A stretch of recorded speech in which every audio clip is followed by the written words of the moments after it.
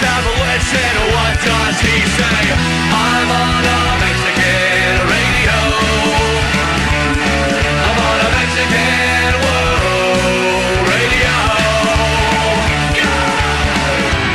Broadcasting live from high atop the J.P. White Building in downtown Roswell, New Mexico.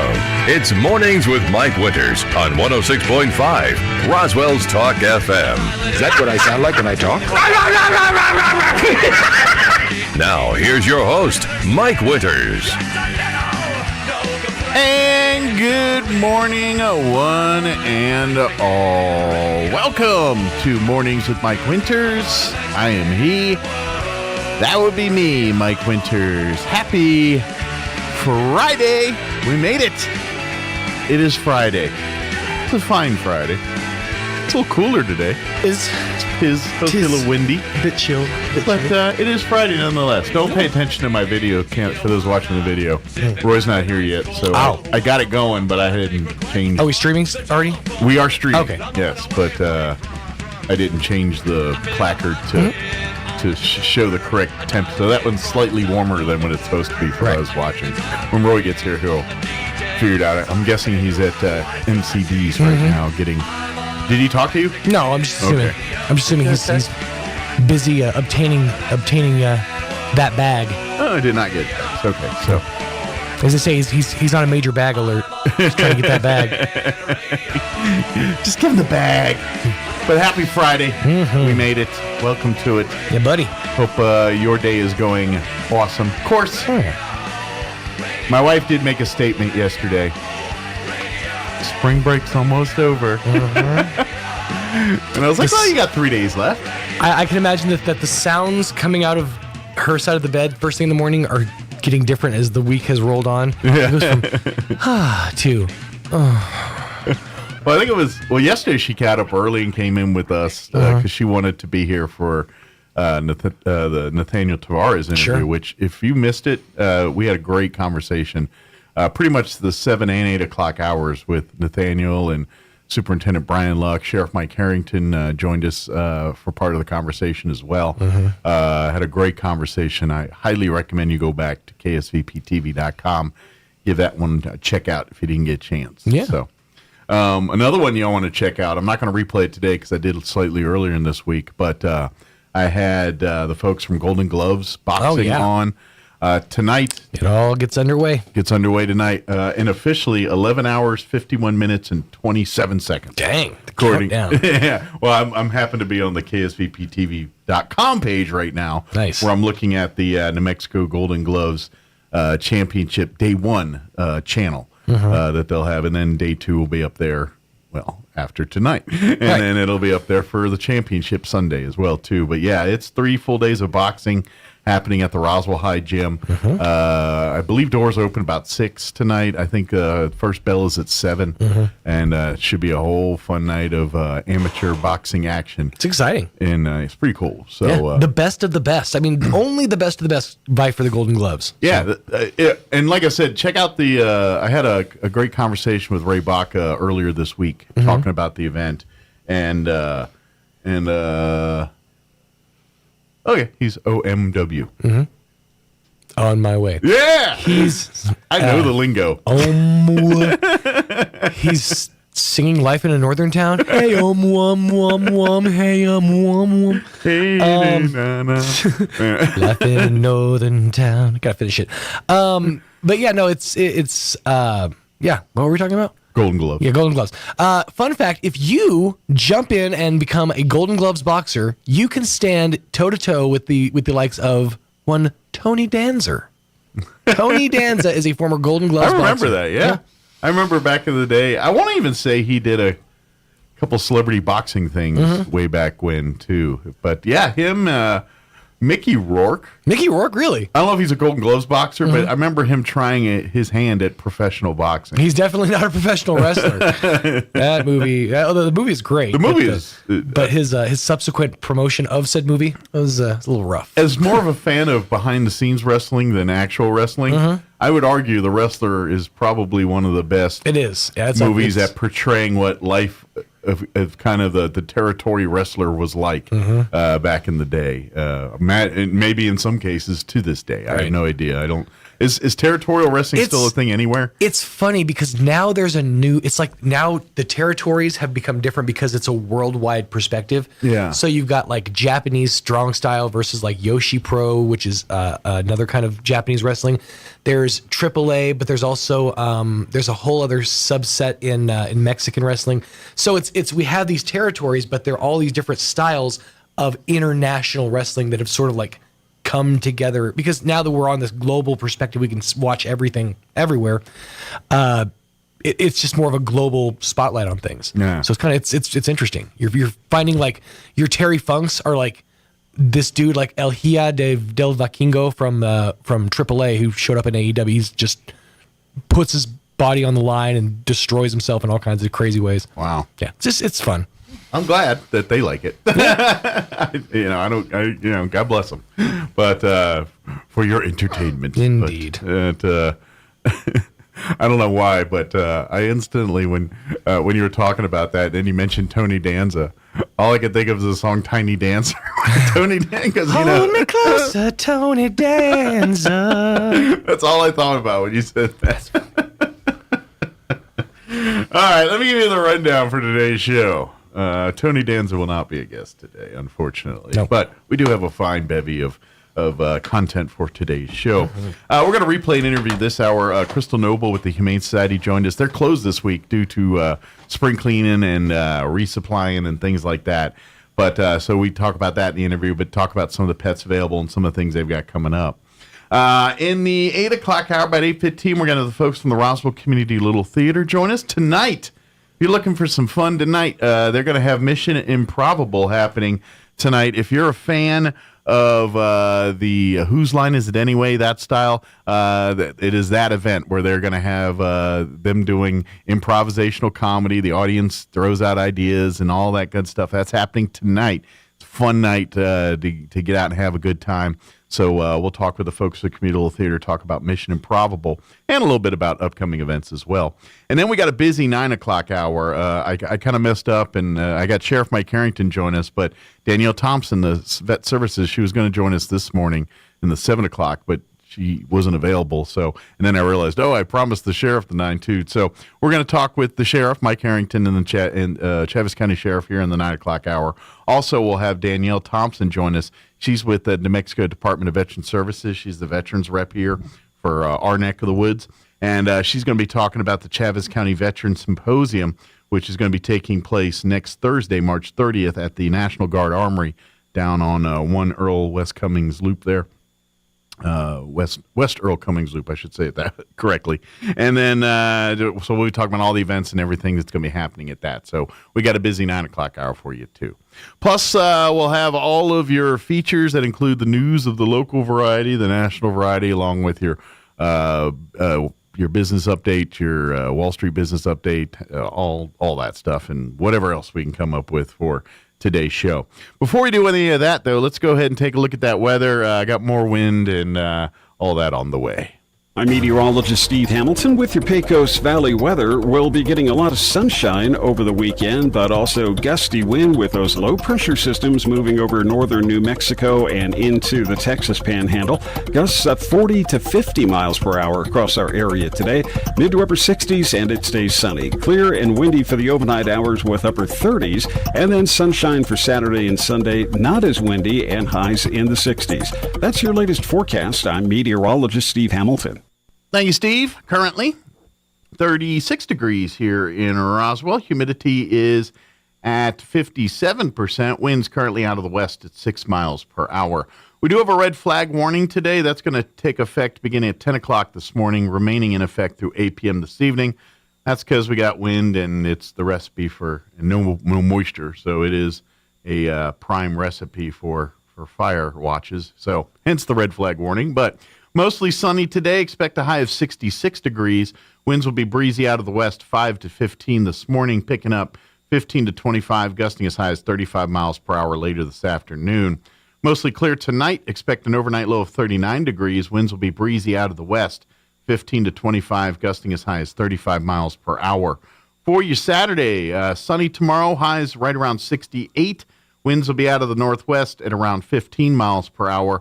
Saturday night, mostly cloudy with an overnight low of 31 degrees. West winds 5 to 15 miles per hour. For you Sunday, sunny and 67. West winds 10 to 15 early, 15 to 20 for the afternoon. Partly cloudy Sunday night with an overnight low of 36. And when you head back to work and school on Monday, sunny skies, highs right around 70. And looks like looking at next week, we'll be mid-60s Tuesday, upper 70s Wednesday and Thursday, but breezy during those times. So pushing 80 by mid to towards the end of next week. But winds hanging out with it, of course. All right, it is 16 minutes after 7 o'clock. We're going to take about a 2.5-minute commercial break, and then we're going to play our interview we had on Wednesday with Crystal Noble from the Roswell Humane Society. Don't go away. You're listening to Mornings with Mike Winters. Edge Safety and Services LLC in Artesia, New Mexico has an immediate opening for a safety technician. Position requires a clean driving record and must be able to pass a drug and alcohol screen.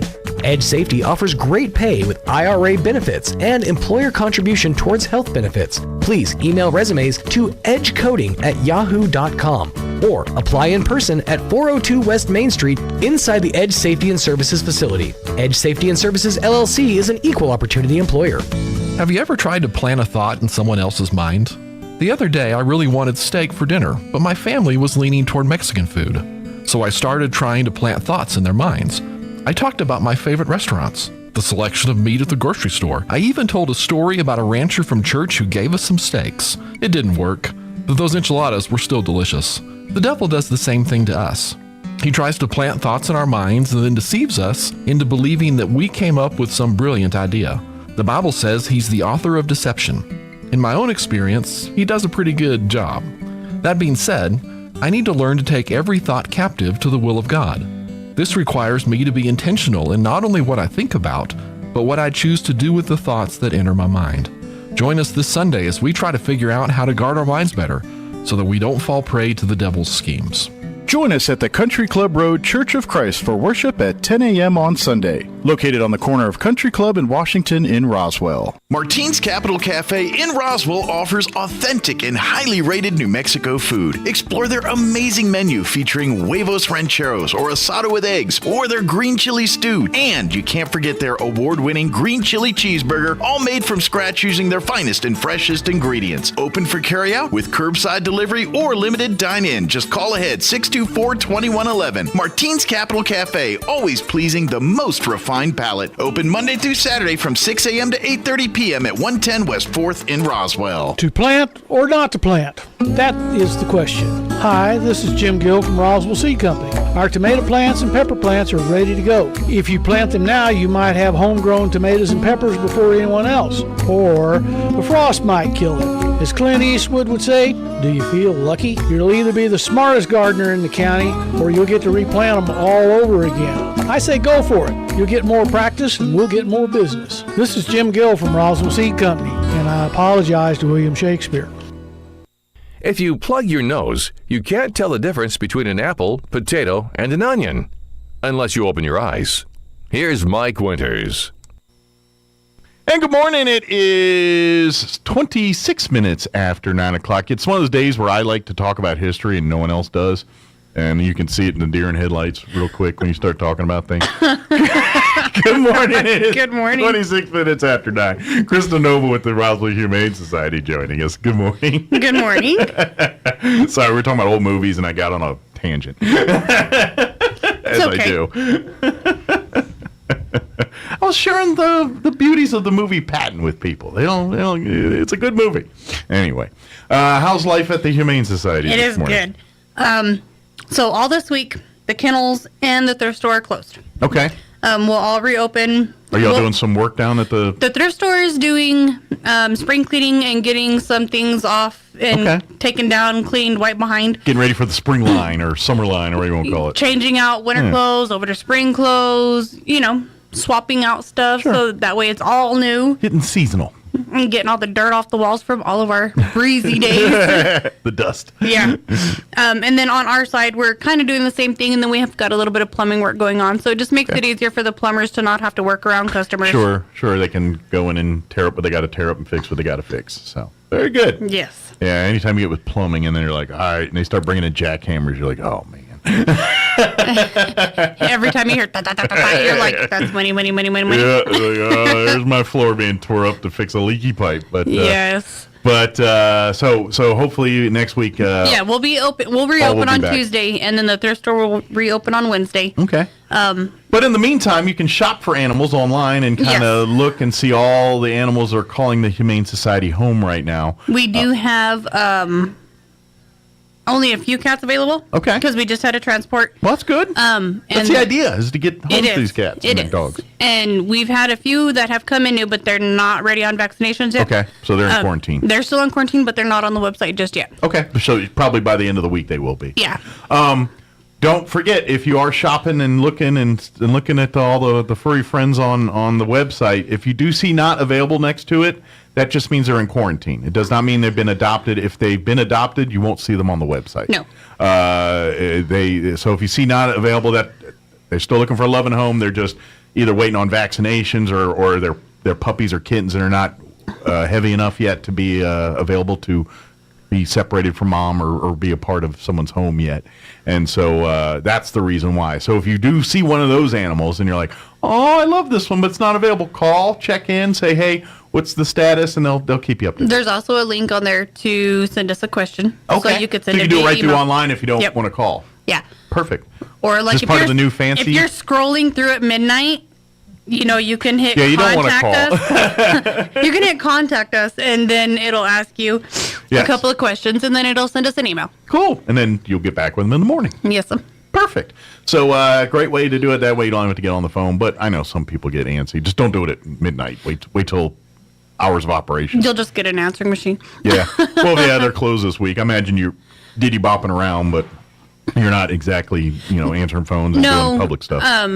We're checking the messages and then calling people back, so that way we can try to keep up with people and their needs. So I guess this week you're just checking on animals, taking care of them, and doing the day-to-day that animals need to live. And some extra cleaning of our own, dusting things that you don't normally get to dust when you're open. So sure. Yeah, like when you got company coming and you clean under the couch for the first time in like 3 years, that kind of thing. Yeah. Well, no, okay. But I know it's a little bit early, but we have. This is our first time attending it, and this is the second time they've done it. I just saw this morning on Facebook. Yeah. The Eagles is doing a dog show. Yes. And they have invited us to bring out some adoptable pets. Cool. So in order to sign up for the dog show, if you are not an Eagles member, you do have to be signed in. Okay. It is $10 per category. So if you want to enter your dog in all three categories, it would be $30. Okay. The categories are cutest, ugliest, and best dressed. Okay. Grand prize for best overall, which they don't list what the prize is, so it makes me wonder. Thinks I'm probably pretty big. But it's going to be April 29th. Okay, so you got about a month to get her done here. At the Eagles, and it's going to be from 2 to 5. Okay. And the Eagles are there on Sunset. Yes. The Eagles. 3201 South Sunset. Yep. We used to not live too far from there back years ago. But, so we go there, and, of course, if you're a member of the Eagles, then you probably get to register and all that. But if you would like to be a part and you're not an Eagle member, then reach out, and there's a registration. If you have questions, call the Humane Society. They'll be happy to kind of give you what you need to do to get your dog signed. So ugliest, prettiest, or cutest, and best dressed. So that's pretty broad categories. To be honest, ugly and cute's a fine line. Because you could be so ugly, you're cute. And then you could be so cute, you're ugly. I've seen like those Chihuahua types that they like the eyes aren't in the same spot, and the ears are like all over the place. The Chinese crested. Yeah, and you're like, well, it's ugly, but there's in a cute way, It's kind of it's like my ugly little stepchild here. It's not you love it because it's unique. We have some of the dogs, like people will come in to do like introductions with their dogs. Yeah. And it's funny because we get to see a lot of different dogs versus just the ones we taken into the shelters. Sure. And so this lady had brought her dog in one day, and I was like, that's a face only a mother can love. And she goes, yes, I know. Well, the dog had some surgery, so it was removed an eye, but the way they had to do it, it kind of sunk the side of the face in. Oh, okay. So it gave it a caved-in look on the one side. Yeah, so it was like popped and sunk, and I was like, poor baby. Yeah. But didn't bother him, didn't act no different, was perfectly fine. And she goes, yes, that is a face only a mother can love. Well, and to be honest, if you see dogs like that are dealing with a handicap in some way, like a three-legged dog or something. The majority of them don't even let it face them. They're usually the happiest pets ever. It's like you think, I think the only hang-ups are we, the humans, that create the hang-ups. They're like, I'm here loving, living, eating, and doing my life, I'm telling you right now, I have a three-legged boxer who, if he had four legs, I could not keep up with him. Yeah. Because at 3 legs, he's still a challenge. He's fast enough. He's fast. My husband calls him a dragster because he locks down and his butt goes up and he goes, and I'm like, God, how can you run as fast as the horse and you've only got 3 legs? Hey, he's got 3 legs but 4 horsepower legs. Right?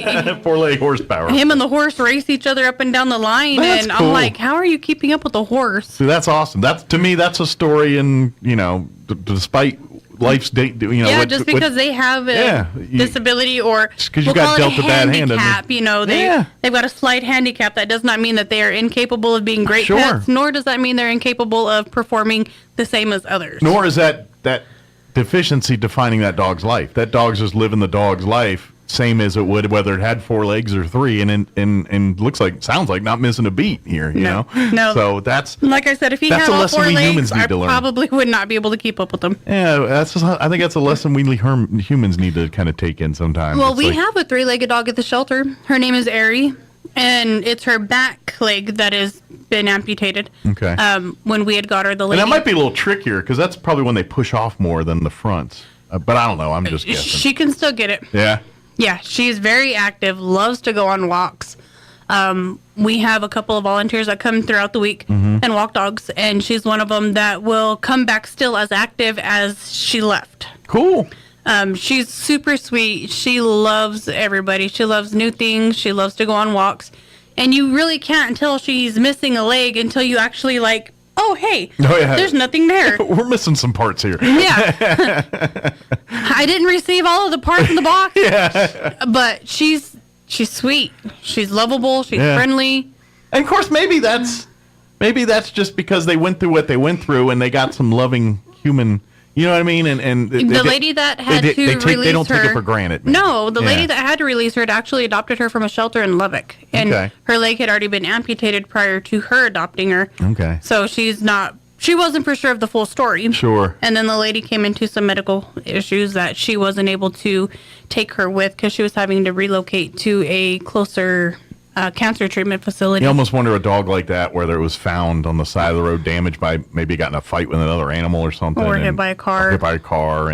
And it was picked up, and because I imagine when a dog goes through something like that, and it does get, I tend to think that they get that and kind of they're that much more loving of people because they kind of realize that people save my bacon here, and I mean, right. Yeah, they don't express it per se, but I think deep down they those are people that help me. They're good people. They're people I want to show my loyalty to. I really wish we had a dog translator box that we could hook up to the dog. Right. And then when the dog is barking or thinking in its head, it's telling us what the dog is thinking, or the cats, Well, I don't know. Maybe cats would be cussing us out all day long, but it'd be fun. Well, they do both, actually. It would be so easy to, to communicate, to see like, oh my God, they actually understand what I'm saying. Yeah. Versus they're like, oh, this is just the normal routine I see you do every day. I'm telling you, pets can read a room probably better than humans can most of the time. And it don't matter if it's cat, dog, or if they spend time with you and your family, they know. They can read the temperature of what's going on and when things are right and when things aren't right, and they can appreciate that. And I can, I just have too much evidence over the years of being a cat and dog owner. If I'm sick and they act a certain way around me and try to be, they do things differently than when I'm acting normal. And you're not going to tell me they don't. They may not know exactly what's going on, but they know they can sense. They can sense it, and that's why they right. have the service dogs that are able to sense seizures with epileptics prior to the seizure, or if somebody has blackout spells. Yeah. They're able to sense it and alert the person to sit down, lay down, or something, so that way they can not hurt themselves further than what's about to happen. Yeah.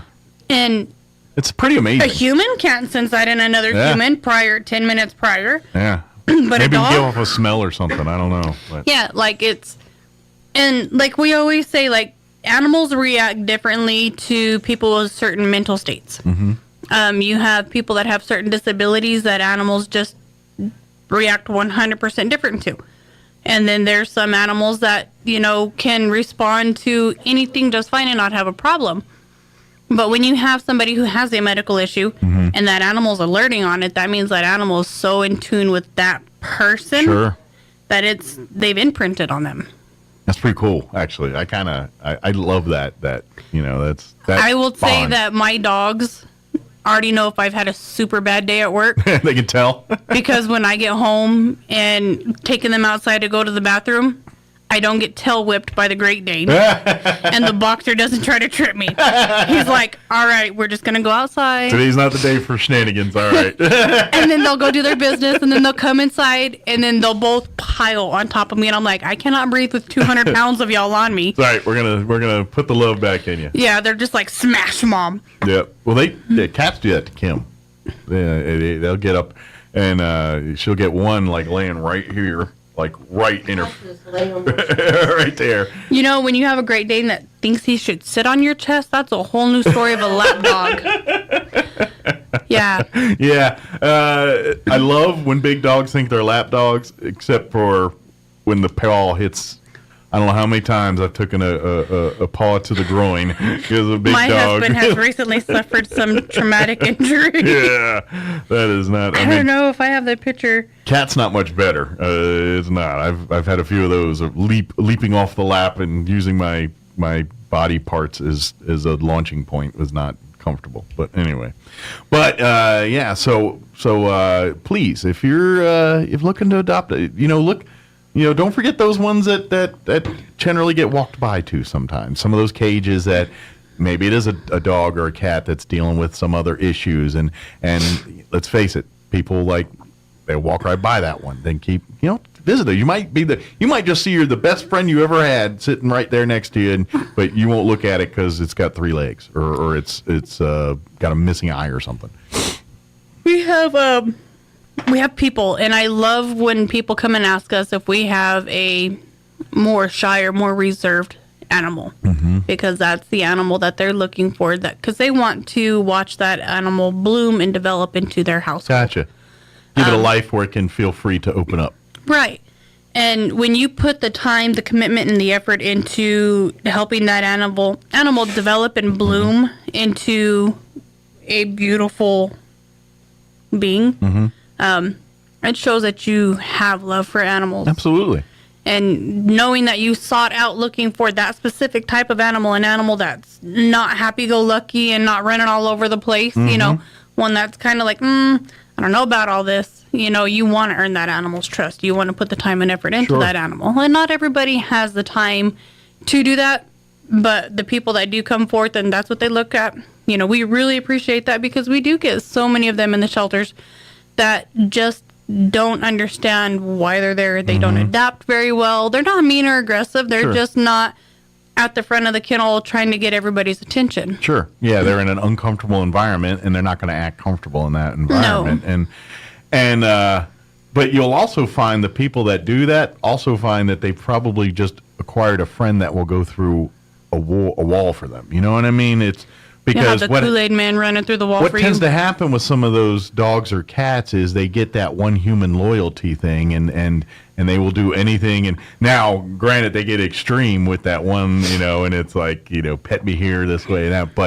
But they will open up to that one person. So I always suggest, if you do have a dog like that, that's kind of like that, maybe introduce your friends slowly, just so the dog isn't, not that you want it loyal to you, but you also want it to be comfortable with other people in the room right. too. You want to slowly integrate it to others, so that way you're not overly stimulating it, but at the same time, you are showing him that not all people are bad. Yeah, that way that you and the pet can hang out in the room with your friends, and the pet doesn't feel threatened by your friends in the room. And so, right. But again, people that deal with these kind of animals all the time, they kind of know this stuff. They've learned through trial and error over the years and what works and what doesn't work. So.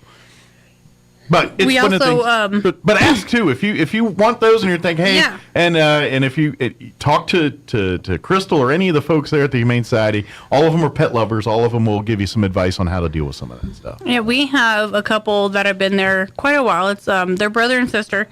It's Lady Blue and Blue Boy. They came in completely terrified of people because they had only ever been around one person their entire life, and now we have strangers that are able to walk them at the park. Cool. And they're not scared of everything. They are shy, but they're not fearful. They're light years ahead of where they were when you first walked through your doors. Yeah. And, when they see the harness and the leash, they know, hey, we're going outside. We're going to the park. They associate it with good things. We're going to go get treats. Yeah. We're going to get brushed. And to see them go from in the corner of the kennel terrified because they've never seen another human being to at the front of the kennel and welcoming new people to pet them. That's an improvement. That's a 180-degree turn right there. It is. Yeah. And it just shows that a little bit of time, a little bit of effort can make a difference in their lives. Absolutely. And to be honest, it doesn't take that much. No. I mean, if you just being loving, being cats committed. are a different story. Yeah. Although, in my experience with cats, you treat them nice, they'll come around. They will eventually, even the mean ones will, at least accept your tile in the room. They take a little bit longer. Yeah. But then again, like Kim and I's cats, I mean, I don't know what they do without us at this point. We're their whole world. We're it. It's we get greeted like dogs at the door. They come flopping on the ground and want rub downs as soon as we walk in the house. They sleep with us. They can't go take a shower or go to the bathroom without them.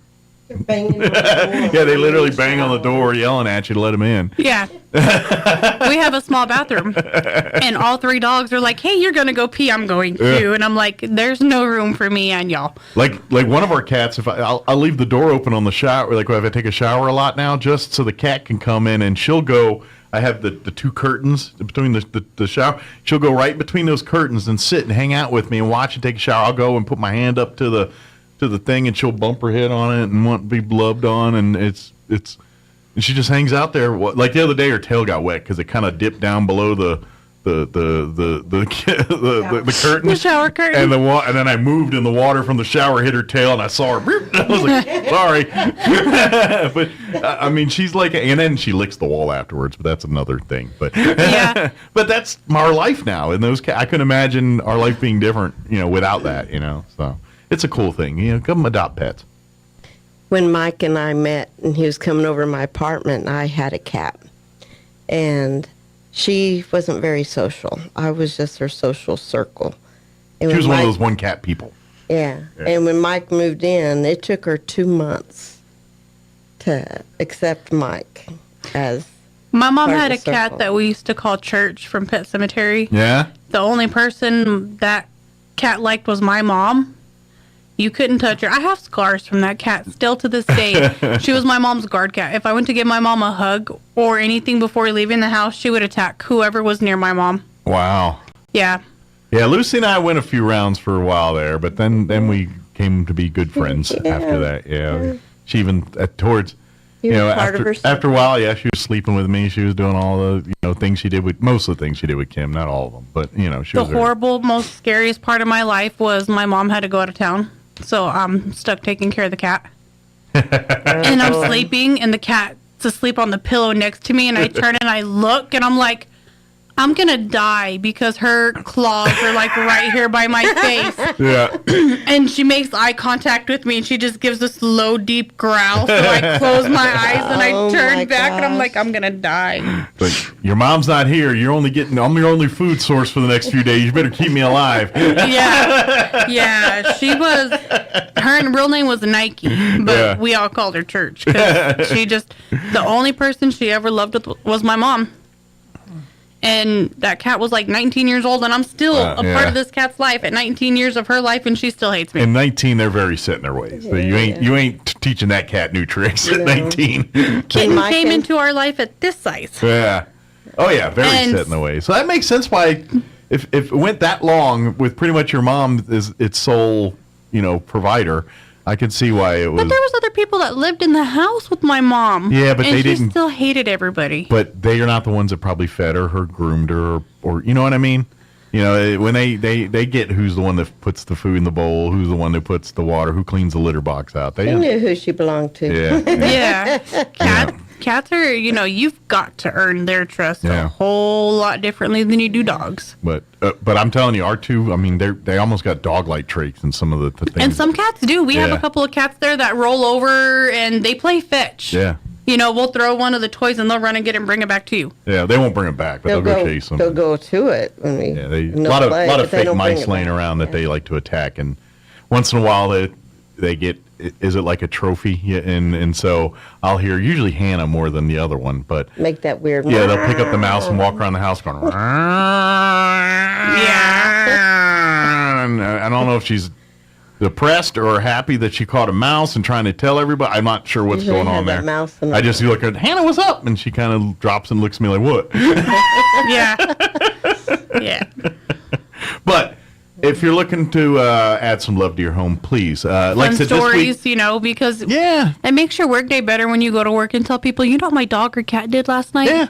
They add so much to your life, into your home, and if you do it that way and incorporate them fully into your family, I guarantee you'll probably be a pet owner the rest of your life, just because you'll so love that experience. It's just, it's like any other life. You have kids. There's days where the kids do things, and pets are no different. There's gonna be days you're like, I'm gonna kill this cat, chewed my shoes up. This dog's done. But it's just like kids. You have that day, but then you have those moments where you're mad, you're ticked off at the world, and you just had a bad day at work. You come home and your dog or cat comes up and just puts their head on your lap and is like, hey, and you're like, all right, at least there's something good today. Yeah. And that's so please, like we said, this week spring cleaning's going on, so the facilities are actually closed to people, but you can still go to roswellhumane.org and see the pets available for adoption. Of course, if you have any questions or anything, you'll be able to reach out. If you want to become a member of the Humane Society, this week is the best way to support them is sign up for membership. And you can do that online too. Yeah, go again, roswellhumane.org. You can. Your kids, your parents, your pets, anybody can be a member of the Humane Society, and you'll get the newsletters each quarter. You'll get actually when they have the annual meetings, you do get a say. I don't think you get to vote for your dog though. You only get one vote. Like I'm a member of my dog. My dog likes this person. And I don't think you get to do that. But yeah,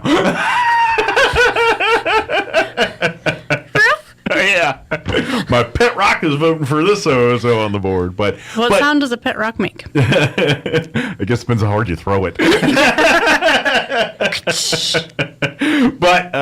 But it's the best way to support because your membership fees, all of that go back to paying for vet bills or paying for the light bill or cleaning supplies, keeping the upkeep of keeping the Humane Society going. Your membership contributes to that. So, and then of course next week when everything opens back up, get on out to the thrift store.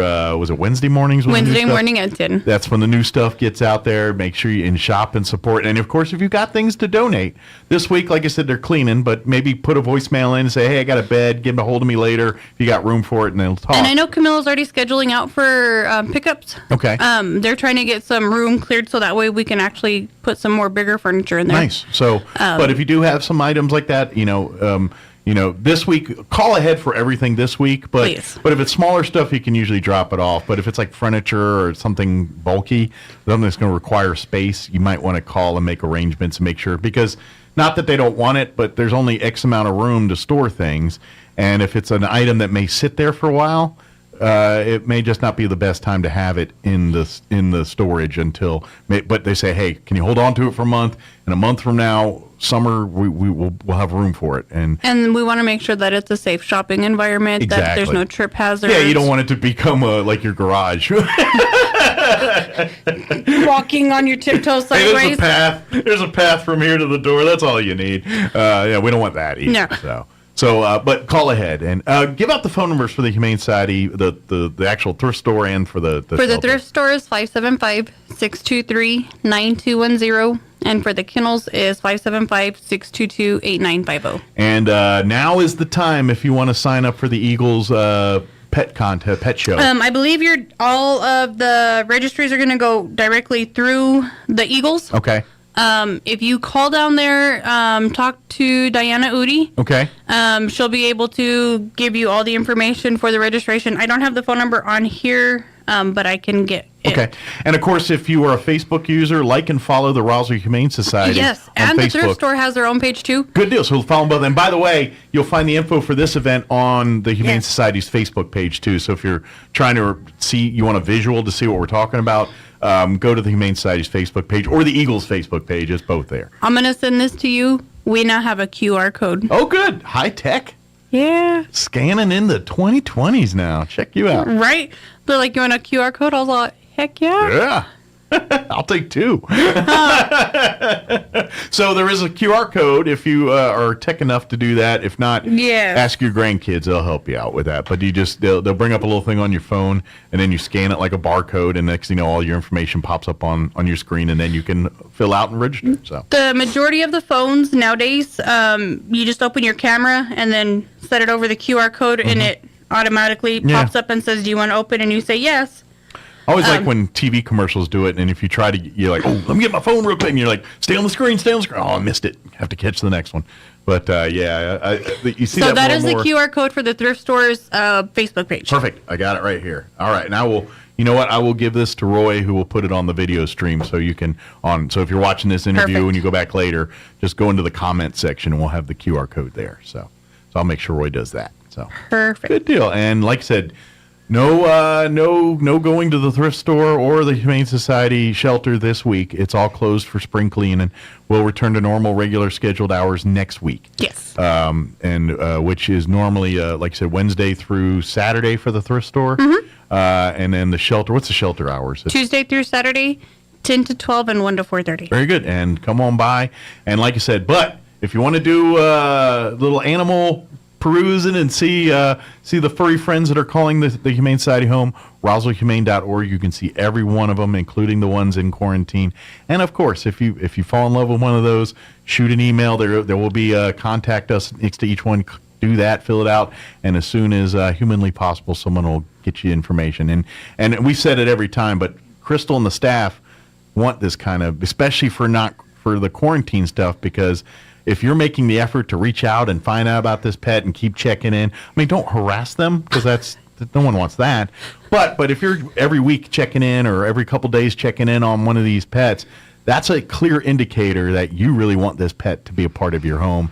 And the Humane Society wants that too. So that's a good thing. So please inquire, ask questions. That definitely tells the Humane Society that you're the type of owner they're looking for. So it just helps us know that, you're not on the whim shopping. Exactly. You're doing your research, because pets are wonderful ideas. We just talked about all these wonderful memories and all these cool experiences you have as a pet owner. But if you're not there's responsibility. If you're not willing to pay for the food and the vet bills and incur all the costs and do all the necessary things for the health and welfare of this pet, then you should not be a pet owner. And that's we love the pets too, but and want to have fun, but you can't.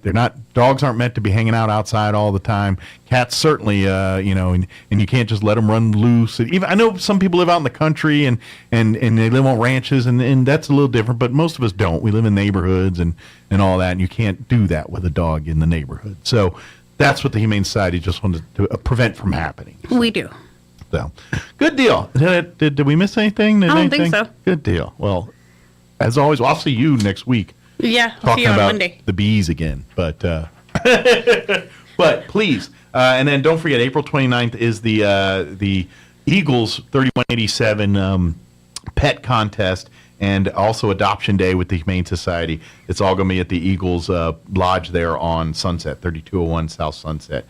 Come and even if you don't want to compete, come and see all the cool dogs and cats. And yeah, just come and watch. Yeah, come watch and see who is the ugliest dog, the cutest dog, and the best dressed dog. I think Sean's got a shot for best dressed. he puts on this tuxedo T-shirt, I think Sean's got a shot at winning. Sean. All right, 9:56. Quick break before we go. Don't go away. I'm Jared Cirillo with your Pecos Valley News Update. Longtime Roswell Police Department member Captain Joe Smith has been appointed as the department's interim police chief.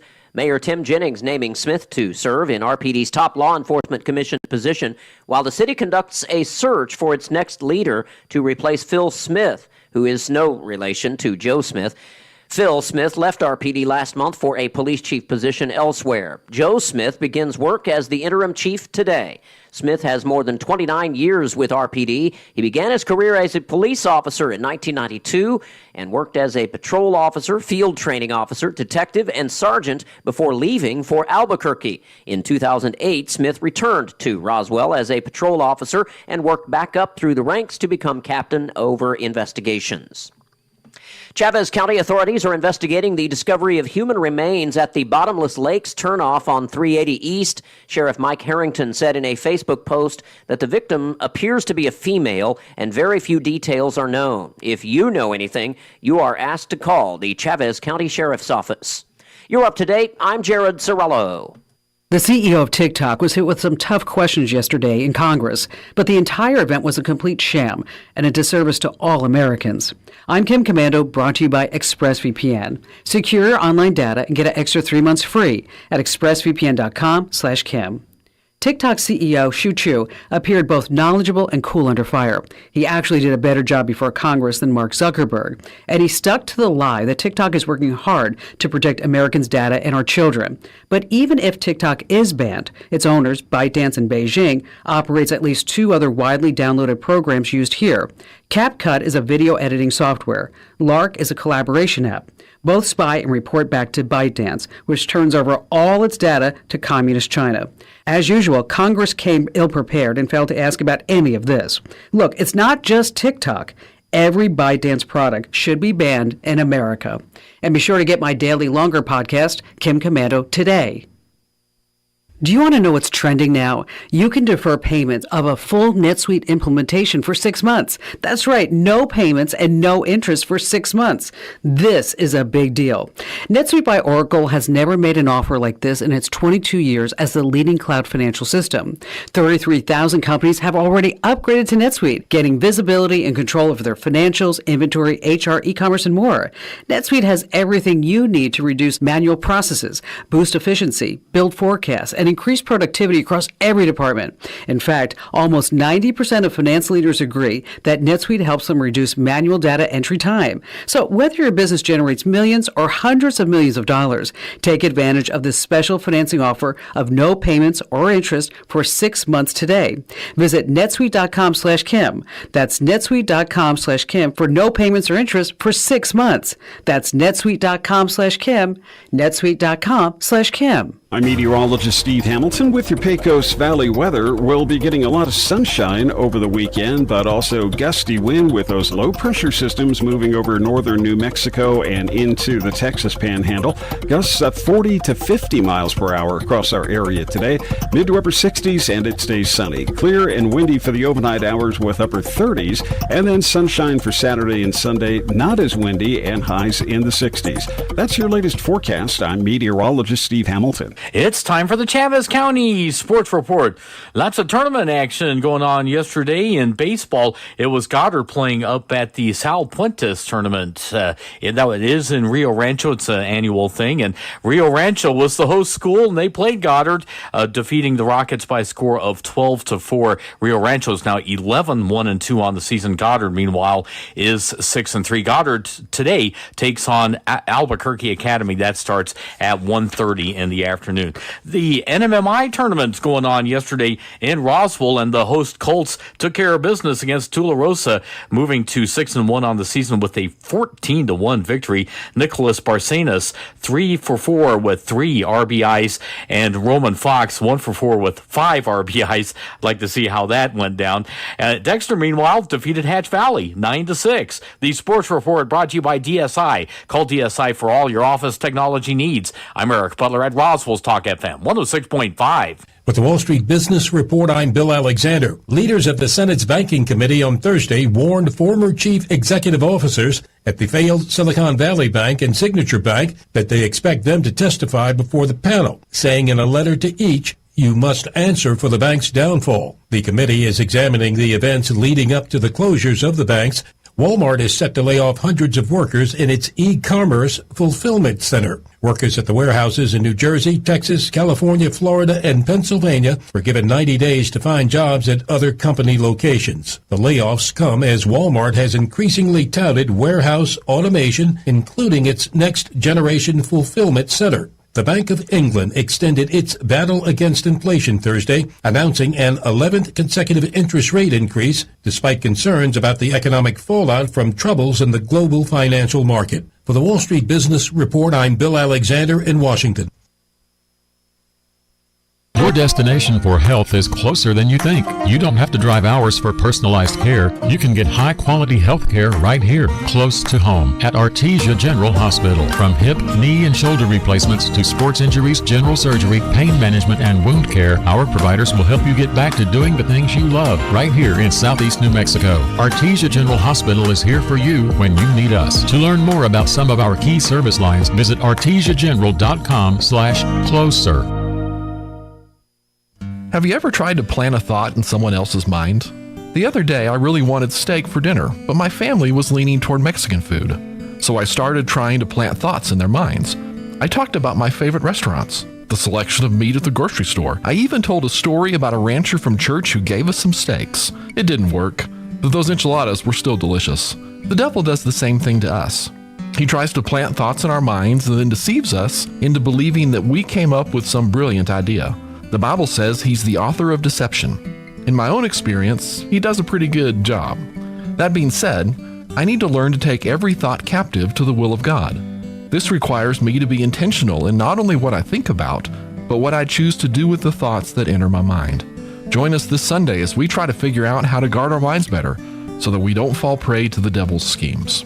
Join us at the Country Club Road Church of Christ for worship at 10 a.m. on Sunday, located on the corner of Country Club and Washington in Roswell. ENMU Roswell offers high school students the opportunity to get a head start on their college education journey into healthcare. Through the Allied Health Careers Pathway, high school learners can enroll in dual credit courses that introduce them to a wide range of careers that include emergency medical technician, paramedic, nursing, occupational therapy, respiratory therapy, medical assisting, phlebotomy, and nursing assistant. Start your healthcare career path at ENMU Roswell. Contact your high school counselor for more information.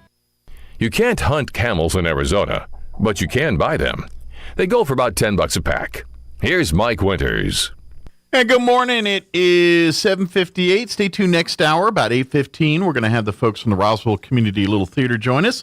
Tonight is Mission Improbable at the Community Little Theater. If you love Whose Line Is It Anyway and that style of humor, then you want to make sure that you're out at the Community Little Theater tonight for Mission Improbable. But they'll join us next hour to talk about that. Don't forget the 9 o'clock hour, Sheriff Mike Harrington will join us. Chaves County Sheriff talk a little bit. Also in the 9 o'clock hour, Danielle Thompson with the New Mexico Department of Veteran Services will join us. They've got their Chaves County Veteran Symposium happening next week, next Thursday, March 30th. It's going to be at the National Guard Armory. Everything gets underway at 8 a.m. and it lasts all day till 5. Events include the schedule events. They'll have a presentation of the colors at 9 a.m. by Youth Challenge. From 10 to noon, they're going to have their PACT Act Town Hall with the VA Healthcare, the VA Regional Office, and the New Mexico Department of Veteran Services.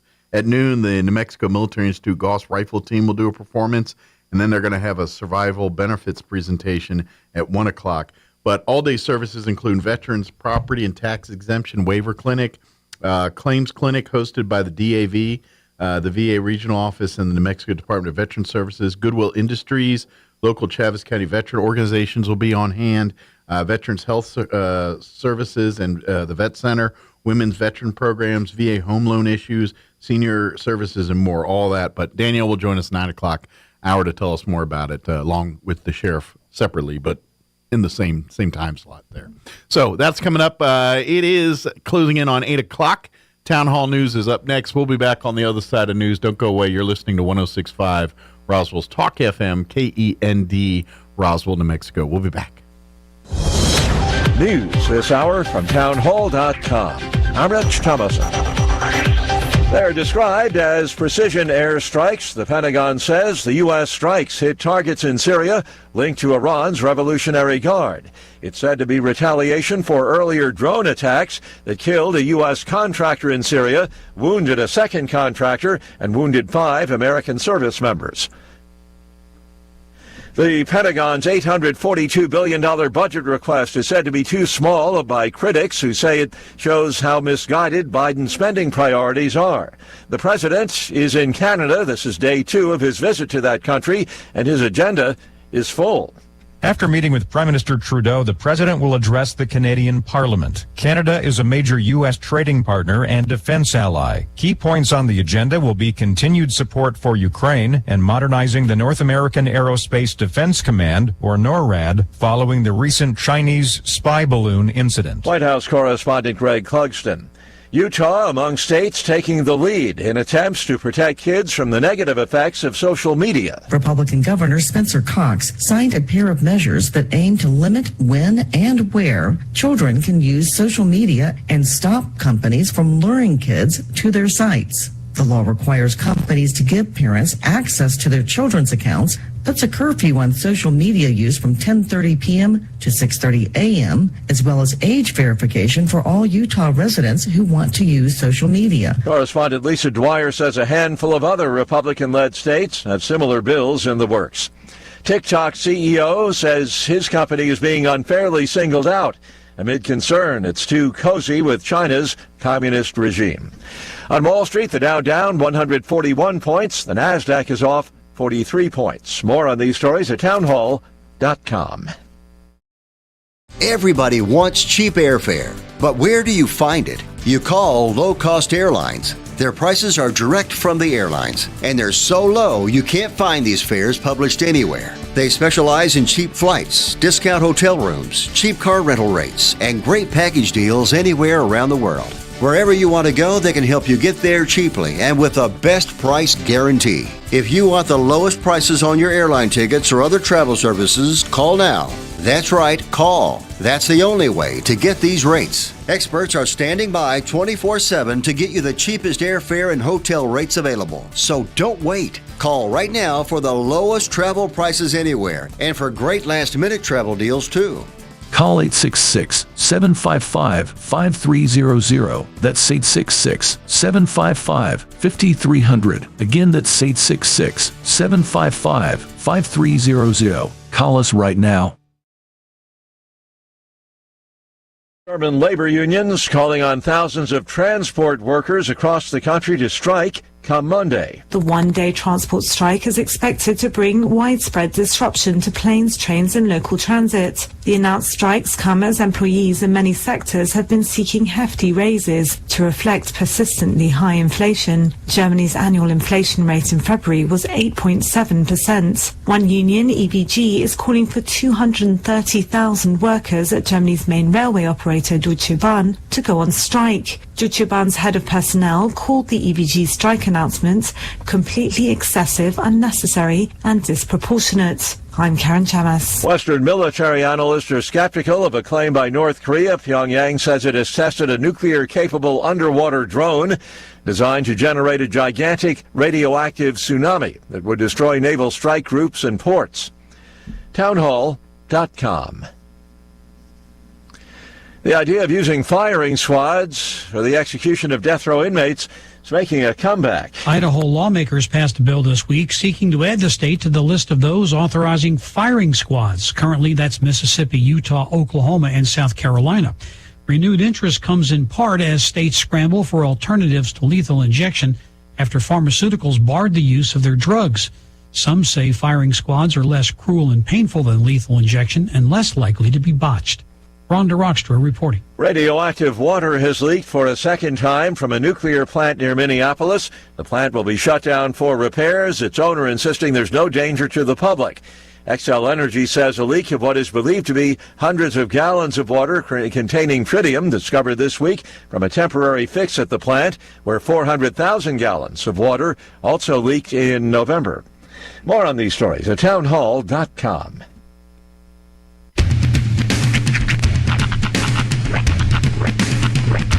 What in the wide world of sports is going on here? I promise you, whatever scum did this, not one man in this force will rest for 1 minute until he's behind bars. Now let's grab a bite to eat. Yeah, come on. I feel the hot wind on my shoulder and the touch of a world that is older. I hit the switch and check the number. I leave it on and then I slumber. I hear the rhythm ringing through it. Flamenco guitar and cumbia music. I hear the talking of the DJ. The devil listen, what does he say? I'm on a Mexican radio. I'm on a Mexican radio. Broadcasting live from high atop the J.P. White Building in downtown Roswell, New Mexico. It's Mornings with Mike Winters on 106.5 Roswell's Talk FM. Is that what I sound like when I talk? Now, here's your host, Mike Winters. And good morning, one and all. Welcome to hour number 2. Yeah, the deuce of Mornings with Mike Winters. So I was kind of... Was it because you went one and all? Yeah, like I was... Question? I was kind of distracted. Yeah, that background is not doing that dude any favor. Here's the thing. Okay, whenever... And we learned something over the course of the pandemic. Yes. We've learned how to use Zoom, but we've also learned how to misuse Zoom. Mm-hmm. In that people who shouldn't be putting random backgrounds behind ourselves put random backgrounds behind ourselves. And then we move around a lot. And it's obvious that it's a fake background. You're like, oh, look, I'm in Tahiti. No, you're not. I can see your office behind you, Jim. Yeah. It's also just not framed right. This for pull back of the curtain, this guy's on camera. He's taking up too much of the shot. Well, and I think it's when you can tell people that just have like the little webcam at their house that's like maybe mounted on the monitor or something. And so that's not the best angle. Right, it does kind to of be presented on a screen. It puts your face out of proportion. With his lighting like that, it does kind of look like a ghost is giving us a presentation right now. Yeah. But then his face is kind of distorted because it's so up on the camera. It looks like he's wearing pantyhose over his head. And so, it doesn't. So, yeah, there's... But, now you can, I think you can, if you're an amateur podcaster or something, you can buy a setup. Yeah, get a ring light, homie. A couple $100. It's, if you're going to be on there all the time, it's probably worth your investment to do it. I mean, if you're just doing it once, but if you're a representative for an entity and, pony up for the good stuff. Right. And you're on the thing all the time this way now. So, but anyway, I mean, I'll forgive you in 2020 because we were all just trying to figure it out. But yeah, it's 2023 now. You can pony up for the nicer equipment if you're going to keep doing that. It's time to actually do something about it. Just saying. But anyway, happy Friday. Happy McDonald's Friday. Yes. Big fine thank you to the folks at McDonald's. I kind of like how today we had some suspense building. Yeah. It was like, really starting to get hungry. 6:30's rolling around. Well, I think I messed Roy up. I got here. I'm like, oh, that's awesome. That bag got here. I think I like this. I like the way you built suspense, Roy. That's well played. I think I messed Roy up because normally, I'm not a morning eater per se, so I rarely eat, because I just don't. But I wanted a hash brown, so I took the lone hash brown and ate it. And he was like, "Well, I was good." I was like, "Sorry." Why was there only one? You know what? I know why. Because no one wants them except for the one time I want them. Did you eat your pie last week? I didn't. It was gone. I didn't either. It was gone before I had the chance to eat it. Okay. I didn't eat my pie either, and I feel like maybe that he got us one hash brown as like a sort of punishment. No, it's I like, was... Because he doesn't like food waste, so he's like, you waste my pie. I'm going to get you only one hash brown. Well, after lunch Friday, I was like, oh, I got a pie. And then I was like, oh, the bag oh, my pie's gone. I was a little bummed for a minute. I was looking forward to my What's afternoon funny pie. is I meant to eat that pie to the point where I went and got lunch and got a pie for lunch and ate that pie. No, I was kind of hoping the pie was going to be there when I get back, but the pie was gone. I was like, man, I lost my pie. It's like when you leave it on a windowsill. Mm-hmm. Yeah, your pie is just, it was pilfered. The birds got my pie. Blackbeard got my pie. That used to be a thing back in cartoons back in the day. You know, I remember watching like Heckle and Jekyll, and there was always people leaving an apple pie on the window to cool. Yeah. You don't see people leaving pies on the window to It cool almost anymore. never comes up. Right here? What's that, Roy? I said on the windowsill. Yeah, yeah, we don't see them on the windowsill anymore. They generally don't. No, the reason I got the one hash brown today is because I don't think y'all eat very much hash browns. That's weird. That often, and so I got it for the sheriff. The sheriff likes to put a hash brown in his McMuffin. Oh, so you got it for the hack. Okay. Well, I messed up. I'm sorry. And then I didn't think. Something's wrong with 5. Or I wonder if it's plugged in all the way. Yeah. Hello? That's better. Yeah, 5 seems to be ornery right now. Okay, yeah, I got it for the sheriff, and he puts the hash brown in his sausage McMuffin, but I didn't expect for Mike to eat because he never eats the hash browns. Right. I love the hash browns, but I was just in the bag, and I was like, "Oh, a hash brown." You know what I figured out about a hash brown is there's really not a sauce that can make a hash brown better than just a naked hash brown. Like you don't. I agree. With ketchup, it's just it just tastes. You can taste the separate entities of the ketchup. To and be the honest, hash brown. like French fries ketchup, yes, all the time. Sure. What about picante? I'm not a fan of any flavor other than that specific hash brown, flavor. But to be honest, when I see someone eating a McDonald's hash brown and they dip it in ketchup, I judge you a little. Really? I judge you a little. I think it's a rude move. I wouldn't go as far as saying judgment, but I would definitely say unless you're a child. Well, yeah. I think it's a rude move. I mean, you do you, but you don't need to. Even a cold hash brown's tasty. That's true. And that's hard to pull off a cold, tasty potato. And I mean, I would argue that one of the best things hot is hash browns. One of the worst things cold is hash browns. You know what I mean? They taste gross when they're cold, except for McDonald's. I eat them cold. Now, that being said, I prefer them hot. Oh, yeah, of course. But if that's what I got. The only thing I would compare them to, and I can say this because the company is closed down now, there used to be a restaurant called Taco John's. I remember Taco John's. They had these tater crowns that were wonderful. They were like little hash brown nuggets. Oh, they were perfect. Wow. It was like all the best thing of a tater tot and a hash brown mixed into one. Good stuff. But you want something very close, hit yourself up at McDonald's. Can't have that anymore. That's right. But 3 you can locations. have the MCD. 3 locations right here in Roswell. 1 in Artesia, 1 in Carlsbad. Hit them up and let them make your day a little better. Don't forget the app too. Download it, utilize it, get free rewards like your first visit, and next thing you know, after 1 or 2 trips, you got free food coming your way. Let me tell you my baller move this week. So what I was doing was, and this is pretty much all week, I would use 1,500 points to redeem a free cheeseburger. Okay. And then I would purchase a regular basic hamburger, extra pickles. Okay. So my entire lunch was $1.60. Nice. Yeah. 2 burgers. Grab a bottle of water from work. You're good to go. $1.60 meal. That's right. In 2023, that's a hard thing to pull off. Indeed. So good on you. And go ahead and download that app. Start using it, and then use the deals. The deals prevent me from using my points most of the time because the deals turn out better than the points in some instances for me. Just on my moods and cravings. I'm like, I got a free sandwich coming, but I can get like 20-piece nugget for $5 and add some more points. Yeah, and add points. So I have that problem, but it is an amazing problem to have, and I like it. It's like so many decisions. I don't know how to get my free food. I just don't know. What's the term? I heard this. It's funny. I know that I've known this term for years, but I've only really heard it used in like the zeitgeist heavily over the last 3 or 4 so months. An embarrassment of riches. Ooh, right. I feel like you should say that in a British accent. Basically, you have all these choices, and you're not sure which one. It's a tough decision to make. I feel like an embarrassment of riches. I feel like I hear that line spoken by a Robin Leach type. Right. It's an embarrassment of riches. Yes. You gotta go nasal with it. Champagne wishes and caviar dreams. Yeah.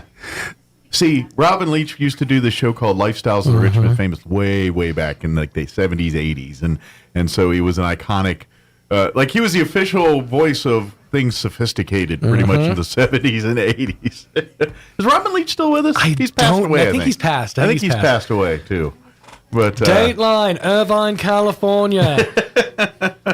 Champagne and caviar served on an ivory spoon. It's an embarrassment. An embarrassment of riches.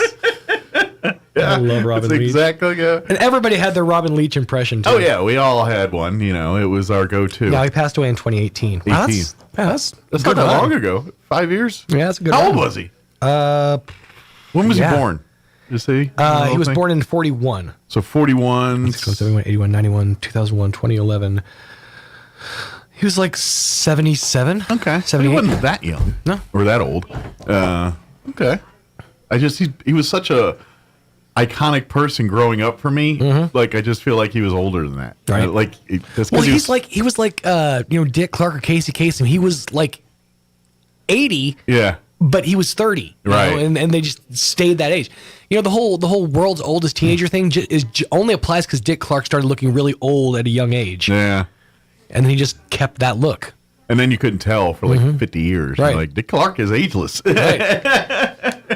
You know, that's a true advantage to looking old at a young age. Because if you don't age, then you just look the same all your life. And people are like, man, he looks timeless. Yeah. Or she looks timeless. And you're like, thank you. Or if you're a fella, a well-timed, well-placed beard can really make you look ageless. See Keanu Reeves. Yes. That dude, I mean. Yeah, he looks like a beatnik from his 30s. I cannot wait, dude. So I think it's like 2 weeks from now, the new John Wick 4. Yeah. Is it the last one, or is there? I don't know. Okay. Because they're talking about doing a series based on the Continental, the hotel. Didn't I? And I don't think I've seen 3. Really? I don't think I have. Oh, dude, you gotta go see 3. Didn't they like set it up to where like Wick's retiring and there's supposed to be a new one or something? I don't want to spoil it, but the way 2 ended, 3 felt like it was supposed to be the end because of the stakes that were put on and the end of 2. You figured 3 was bound to be the end, but he made it through 3, and so I feel like there's really no way he's going to make it out of this one. I don't think so. John Wick, though. If he pulls it off, dude, I'll give you props. Is it still about a dog? No, it's long since not about a dog. But so I watched it back. Spoiler alert on that one, kids. The dog died, and that's you kill a man's dog. I was like, we got a whole franchise because some guy killed somebody's dog.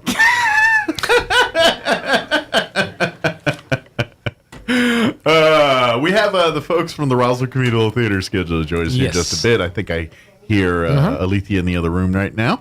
So tonight is improvisational night. If you love Whose Line Is It Anyway and that television show, then you're going to want to make sure that you come on out to the Communal Theater tonight for Mission Improbable as they go and do basically that show where they'll have a host, and the host will take queries and suggestions from the audience, and the players on stage will recreate. Yes. Please keep your suggestions appropriate. Well, yeah, it's a family-friendly Do not pull off the scene in Ted 2. Robin Williams on 9/11. Yeah, don't do that. Yeah, don't do that. Although if you try it, I'm sure they are prepared. Yes. To improvisationally move through that. We're going to improv our way out of this one. That's right. Quick, jazz hands. But Scare fingers. All right, it is 18 minutes after 8 o'clock. Let's get you up to date on the weather. Spoiler alert, more wind. I'm meteorologist Steve Hamilton with your Pecos Valley weather. We'll be getting a lot of sunshine over the weekend, but also gusty wind with those low-pressure systems moving over northern New Mexico and into the Texas Panhandle. Gusts at 40 to 50 miles per hour across our area today. Mid to upper 60s, and it stays sunny. Clear and windy for the overnight hours with upper 30s, and then sunshine for Saturday and Sunday, not as windy, and highs in the 60s. That's your latest forecast. I'm meteorologist Steve Hamilton. Thank you, Steve. Currently, I got to scroll up a little bit. I didn't scroll up high enough. Currently, 40 degrees here in Roswell. Humidity is at 45%. Winds out of the west at 8 miles per hour. We do have a red flag warning that will take effect at 10 a.m. this morning, remaining in effect through 8 p.m. this evening because we got wind and not a lot of moisture, and so you know that recipe. But for today, mostly sunny, 66 for a high. Winds will remain breezy out of the west, 10 to 15 this morning, increasing 20 to 25, gusting as high as 35 miles per hour this afternoon. Tonight, mostly clear and an overnight low of 39 degrees. Winds will remain breezy out of the west, 15 to 25, gusting as high as 35 miles per hour tomorrow afternoon, or tonight anyway. For Saturday, sunny and a high of 68. Winds out of the northwest at around 15 miles per hour. Tomorrow night, mostly clear, overnight low of 31. West winds 5 to 15 miles per hour. Sunny on Sunday, 67 for a high. Winds will be out of the west 5 to 10, 15 to 20 for the afternoon. Sunday evening, partly cloudy, overnight low of 36. And then Monday, when you all head back to school and work, looking at sunny skies, highs near 70. So, yeah, sorry, kids, teachers. Got a couple more days and then back to work and school and all that. So, all right, it is 20 minutes after 8 o'clock. We're going to take about a 2.5 minute commercial break, and then we'll talk about Mission Improbable, Roswell Communal Theater on the other side. Don't go away. Have you ever tried to plant a thought in someone else's mind? The other day, I really wanted steak for dinner, but my family was leaning toward Mexican food. So I started trying to plant thoughts in their minds. I talked about my favorite restaurants, the selection of meat at the grocery store. I even told a story about a rancher from church who gave us some steaks. It didn't work, but those enchiladas were still delicious. The devil does the same thing to us. He tries to plant thoughts in our minds and then deceives us into believing that we came up with some brilliant idea. The Bible says he's the author of deception. In my own experience, he does a pretty good job. That being said, I need to learn to take every thought captive to the will of God. This requires me to be intentional in not only what I think about, but what I choose to do with the thoughts that enter my mind. Join us this Sunday as we try to figure out how to guard our minds better so that we don't fall prey to the devil's schemes. Join us at the Country Club Road Church of Christ for worship at 10 a.m. on Sunday, located on the corner of Country Club and Washington in Roswell. This country can sure be windy in the springtime, and we all know the best thing about wind is when it stops. Well, your friends at Roswell Ford can't do anything about the wind, but we can sure help you find the right car or truck. Roswell Ford has the biggest selection of nice pre-owned vehicles in southeastern New Mexico. Each one carefully inspected and backed with a 3-day money-back guarantee. We also have brand new Fords arriving almost every day, so you'll want to check with us frequently to be sure you don't miss something. And when your vehicle needs service, remember that Roswell Ford offers free pickup and delivery, so you don't have to get out in the wind. Or the Roswell Ford mobile service van can come to you and take care of most routine maintenance at your house or where you work. So whether you're shopping for a new vehicle or taking care of the one you have, you can't do better than Roswell Ford, the Tailgate Nation, at the corner of 9th and Main. Come see us, but remember to hang on to your hat and don't let that car door get away from you.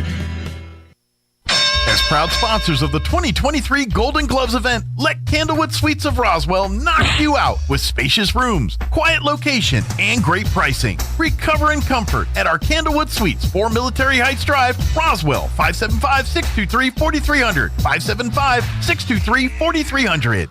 The inventor of Pringles is buried in a Pringles can.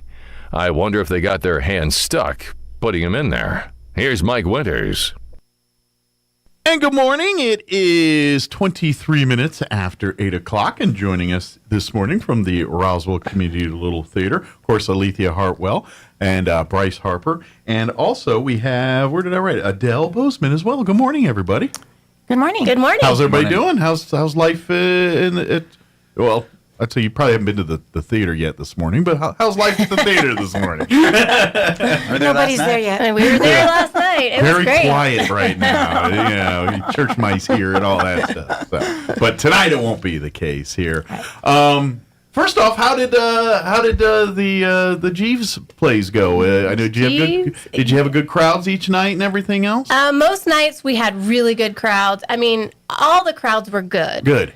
We had one kind of small crowd, but so they got the better show because that was intimate. Right? Yeah, they still were in it and they loved it. The show was amazing. Good. I think the cast got better with each night that they did, it was just better. Well, if you missed it, well, shame on you. Too bad. But use this as an excuse not to miss the next production here. But in the meantime, tonight is you guys do this. You do it like once a quarter, right? Or is it monthly? We're actually wanting to do it monthly. Okay, very good. But so look for more of these here. Right. But tonight at the Community Little Theater, they're going to have Mission Improbable night, and curtains show starts at 7:30 this evening. Right. And if you love the show, Whose Line Is It Anyway? If you think about that, back in the day, you used to have Drew Carey as the host, and now it's Aisha Tyler. But it's basically you get the cast of 4 folks up there, and they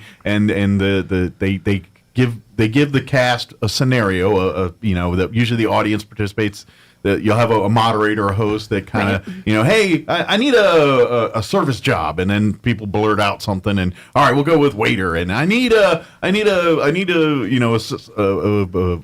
location, and then the actors have to go with that, and whatever happens. Right. And so that's the improbable part. But so it's a night of laughs, fun.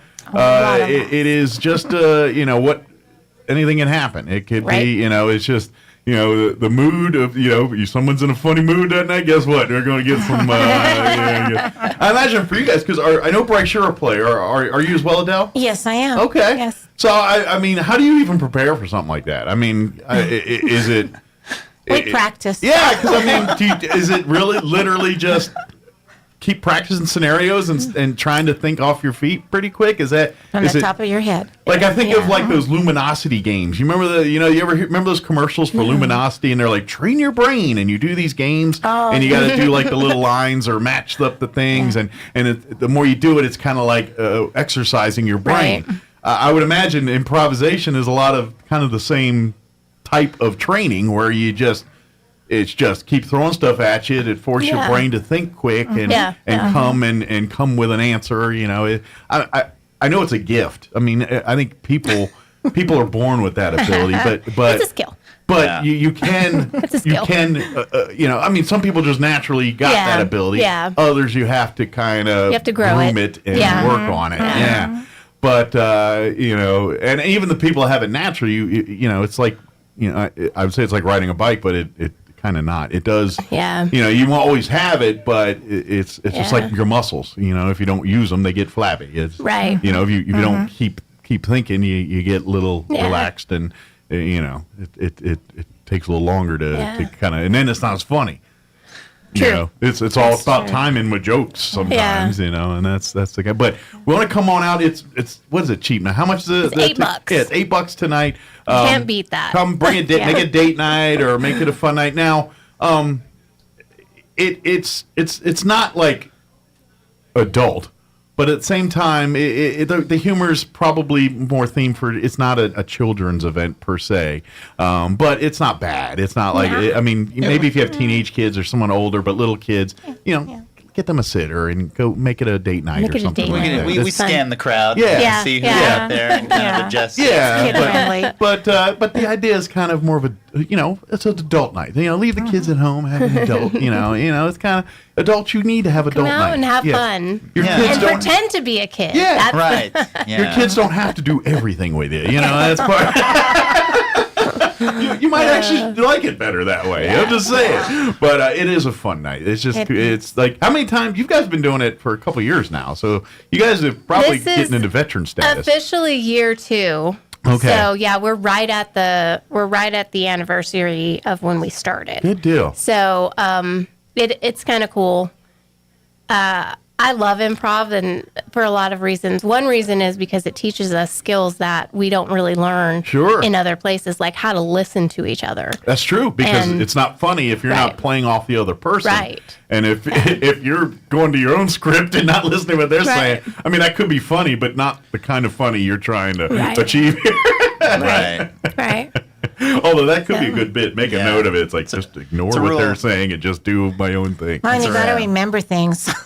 Right. Yeah. You have to remember what the other person said. Sure. Long enough to. Well, and imagine some of those games may get into like where you're deliberately trying to mess each other up a little bit. You know what I mean? If it's like you remember like when you used to play those sequence games, like you'd all be sitting in a circle, and it's like, I brought to the party a hat, then someone else is like, I brought to the party. She brought a hat, a chicken, and by the time you can't remember any of it. So there's a little bit of that going on. Yeah, there's one of the games that's like that, where a certain person starts off doing something, and then the second person has to do that, and then add something, and then the third person has to do those two things, and then add something on top of that. Else. And so the last person has to see all that and do it all. Everything. And they're going to inevitably mess it up, and that's where the fun is.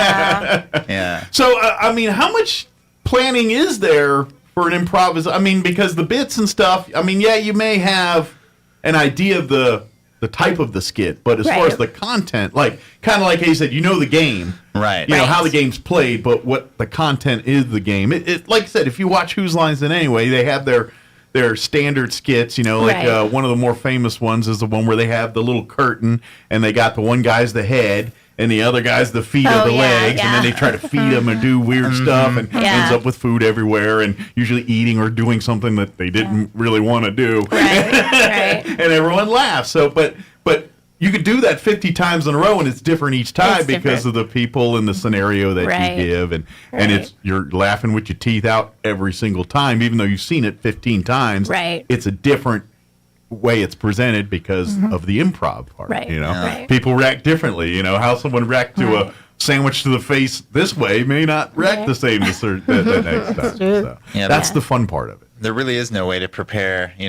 just have to accept that you're going in blind. And that's the fun of it. And that terrifies some people to get up there and have no script, no idea what's going on. But the thing is, you just have to be okay with being silly. Sure. And that it's not going to make sense, and it doesn't need to. And in fact, it shouldn't. Right. That's the whole point. It's funnier if it doesn't. Just loosen up. Yeah. I would imagine as actors, though, too, there is a little, like when you do a play, you've got a load of lines to learn, and you're trying to learn it, and you got to hit your marks, and you're trying to be as precise as the script calls for. And then when you get out on Mission Improbable, it's almost all that stuff that you learned that way. It's like, throw that out the window.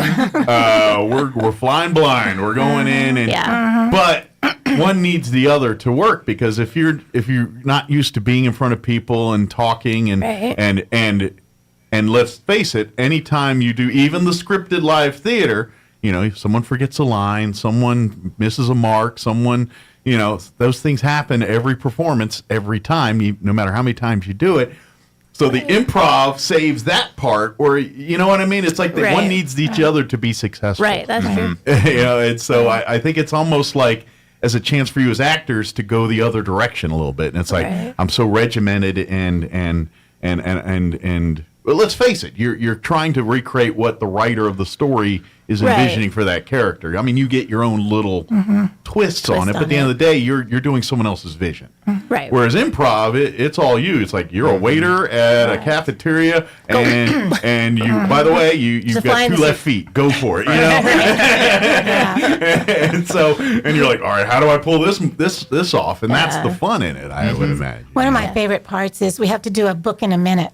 So you're given a book title, okay, and you got to do it in a minute. Gotcha. So whether it's basically, you know the story or not. So it's like Gone with the Wind, and some kids like, I've never read Gone with the Wind. Yeah, 1 minute. So based on that title, they're trying to give you a synopsis of the story. It's a lot of fun. And then what's funny part is the people have actually read Gone with the Wind or know it, and then they're like, they know that's not it.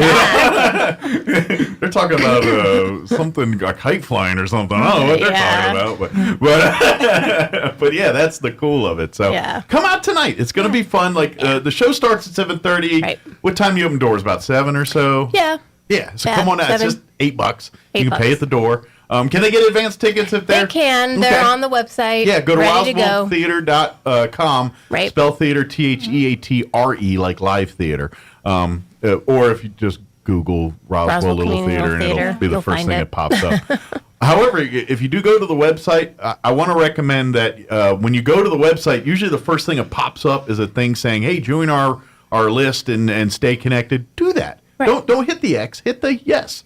And that way, you can get emails and get anytime there's a notification to the website about a new play or auditions or improv night, you don't have to wait for me to tell you. You can you can get it yourself, and that way you can plan or get your hey, don't forget 2 weeks they've got this coming up. Let's get our tickets, or hey, come back and see it, because once you do that, you're going to be so happy you did, because then you get to see all the great plays, and I know you guys really do a variety. One group will be a very kind of a serious mystery or something that's no joking, it's serious. But then there's stuff like Jeeves or the Four Old Broads plays that are just teeth out laughing type stuff that are probably designed to bring out people that aren't used to coming to live theater and maybe aren't they don't want to sit through Les Miserables for 3 hours. They want something they want something to be entertained and go home. They don't want something deep thought thinking thing that they're like, I feel kind of depressed after watching that. Right? They want something good, and that's what you guys bring is that kind of thing. Yeah. So not everything is Shogun, or some of it's just a good time. Can we do Shogun? Very good. Why? By the way, things I'd like to do. Yeah. Well, this is it. I mean, it's not a bad thing. Those are great things to do, but yeah, I get it. People are like, man, it's like Schindler's List is a great movie. I don't want to sit through it 10 times. You know what I mean? Yeah. Once is enough. And so we get some of that. Yeah. That being said, come on out tonight, and if you're loving this so much, they're always looking for new volunteers to be a part of the communal theater. And if you want to be on stage, awesome. We'll find places for you. But if you're like, I don't want to talk, I don't want to act, but I love what you're doing, awesome. We need lots of those volunteers too. Maybe your passion is costuming. You love to make costumes. You love doing makeup and that kind of thing. Or I'm a carpenter. I like building sets and things like that, and all of that's help. Or I'm a geek. I'm a tech person. I love lights and sound and all of that. Or it's like, I'm not good at that stuff, but I just want to help. Great. We need ushers. We need people to kind of work the take tickets and kind of be that liaison. People in the back just helping people get into costumes or making sure that they're in place for the next scene or any of that stuff. I mean, all of that is needed, and none of it's technically you on stage doing to be or not to be or any of that kind of stuff. So please just talk to any of the folks you see tonight out there. You can tell that the ones that work there, they'll be busy skittering around and stuff. And come check it out. Come out tonight. Just have some fun. Come watch it. I guarantee. So is it you two? Who else is going to be a part of your players tonight? So let's see. It's going to be Keaton, a pretty good group. Keaton Hartwell, Dan Coleman, Michael. Beverly's Michael's not going to be there. Dan's not going to. So you're going to have probably a good half dozen people up there doing team roles. Oh yeah, Jacob, who's really funny. Oh my gosh, Jacob is hilarious. Yeah. All right, I'm curious. I'm going to ask each of you, actually all three of you, just individually, because I know there's certain skits and stuff that you kind of do each time. What's your favorite? Is there like one you're like, all right, it's time for Alethea, are you the narrator or the moderator for this, or is someone else? This time, no, Dan Coleman Dan will be. So Dan goes out, it's like, all right, it's time for, what's the one you're like, yes? I think gibberish murder. Gibberish, okay, explain that one.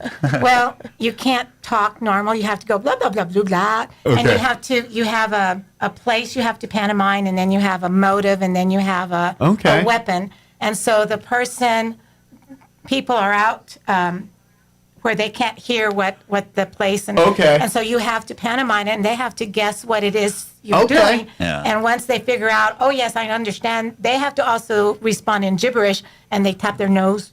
Okay. They know that they know. And then you only have 30 seconds? Yeah, it goes down with each person that comes on. Yeah. The last person only has 15 seconds. Yeah. Tries to figure out what you're going. Right. Okay. So it's kind of like telephone. Right. Yeah. As well, because it changes. But change. And I'm guessing the audience knows what you're trying to do. The audience gives you the first. The audience comes up with the original. And so the fun is watching them thinking their vision of what you're trying to do versus your vision of what you're trying to do. Right. they see if it matches up, and that's kind of the fun. So then you too. murder the person, like if it was a banana, you murder that person With a banana.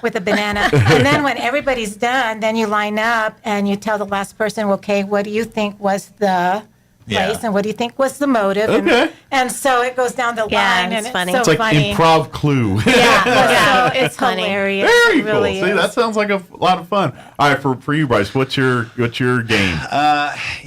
We actually played a new one last night that I think is pretty fun. Speak by by numbers. number. Where Okay. there's 3 people up there, and you throw out numbers between 1 and 10. So you give one person 2, one person 4, one person 8, or whatever. And so whenever they talk, they can only use exactly that many words. Okay. So the person that has 2 can only speak in 2-word phrases, Okay. and so on and so on. Then you give them a scenario that the audience will come up with, and they have to go through it saying only those amount of words. And we were cracking up last night. I would say I don't know who's got the luckier one, the one with a lot of number or the high number, or one with a low number, because it could go either way. Because if It you're like, can. I got to think of 10 words each time for. You're counting as you try. Like this, which is funny. It's like I just want to say okay, but I got to do it in 10 words. I don't know. Or if you got to explain a whole scenario, you're like, I got 3 words. Right?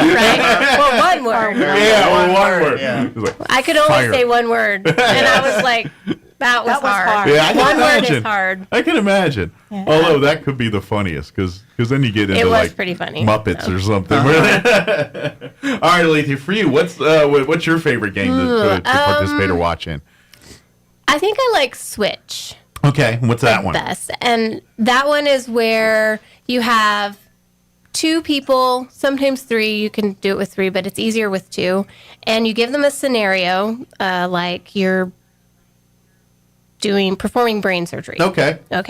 And then the moderator, they'll start talking. They'll start going in their scenario, and the moderator, like every couple of seconds, whatever, will say switch, and that person has to switch whatever they said. So if they said, I need the scalpel, and the moderator says switch, then they say, I need the hammer. Okay, and then they'll say switch again. I need the So it's almost saw, like a Mad Libs in a in-person form. Yes, Yeah. and it is super funny. That's I cool. love that game. Yeah, that does sound like a lot of fun. And so you might see those 3 games tonight. Then again, might be 3 different ones. We don't know. That's the cool of it is that and it's, again, watch if. Go get on YouTube or whatever and watch Whose Line Is Anyway if you don't have really a concept of what this is about, and then you'll figure it out in about 5 minutes. It's a lot of fun. It's great audience participation. You're going to be laughing. You're going to be you get to participate. So and I mean they won't drag you up on stage. Well, maybe I don't know. But we do have some games where it's audience. It's like sometimes they need to make sound effects or something like that for a particular event where the only audio you're hearing is the sound effects they're making. And you guys have to kind of recreate it. That's a bit one of the bits they do on Whose Line. So, and it's another wildly successful one too. Mannequin, where they have them, they move you. Oh yeah, that's another great one. Yeah. I always love the props one. Where you have a box just full of weird things, and then they say you kind of make something with. Those are the ones that always made me laugh the hardest. Was when they just grab 2 big foam fingers and then they do like 20 different things. Right. That those are always fun to watch too. So it's going to be a night of fun. Again, 7:30 tonight. At the Community Little Theater there over, if you're not sure where the Roswell Community Little Theater they're in the Plains Park Shopping Center, right behind Icon or Epic Cinema, whatever it's called now, the movie theater there, right across from the Dollar General there on, is that Hobbs? I think that road there. Hobbs and Union, yeah. So it's right there, can't miss it. For old schoolers, Park Twin, the old Park Twin theater. Yeah, that's. I've seen a few movies in that theater back there. I was one of 12 people that saw the movie Gods and Generals, and I saw it in that theater. Oh my gosh! I remember that one. Wow. A 3.5 hour snooze fest, and I saw through it. Oh gosh, that's funny. That's crazy.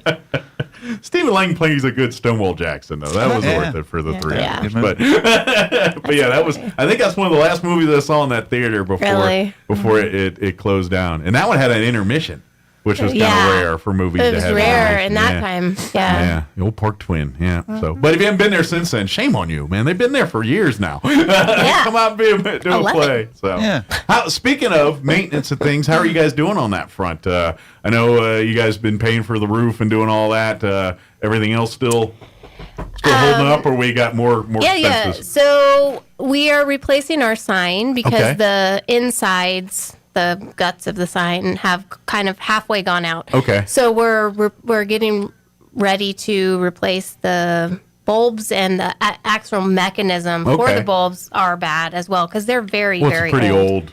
They don't even make that style anymore. They were the same, They were the same ones that were there when it was Park Twin. Yeah. So that should tell you something. Yeah, they're very old. So we are actually retrofitting those and bringing them into LED. Okay. Which will be good. So it'll be our old with pocketbook. modern twist. Right. Cool. And then we also have to get new faces because those faces are now 11, 12 years old. Sure. So and they're New Mexico kind of weather's getting, not kind to pretty much and anything. they face west, so obviously they get beat on by the sun. So we are replacing that. That's going to cost us, Well, so there's that. Technology does cost money, even, especially when you're trying to recreate old technology with new technology.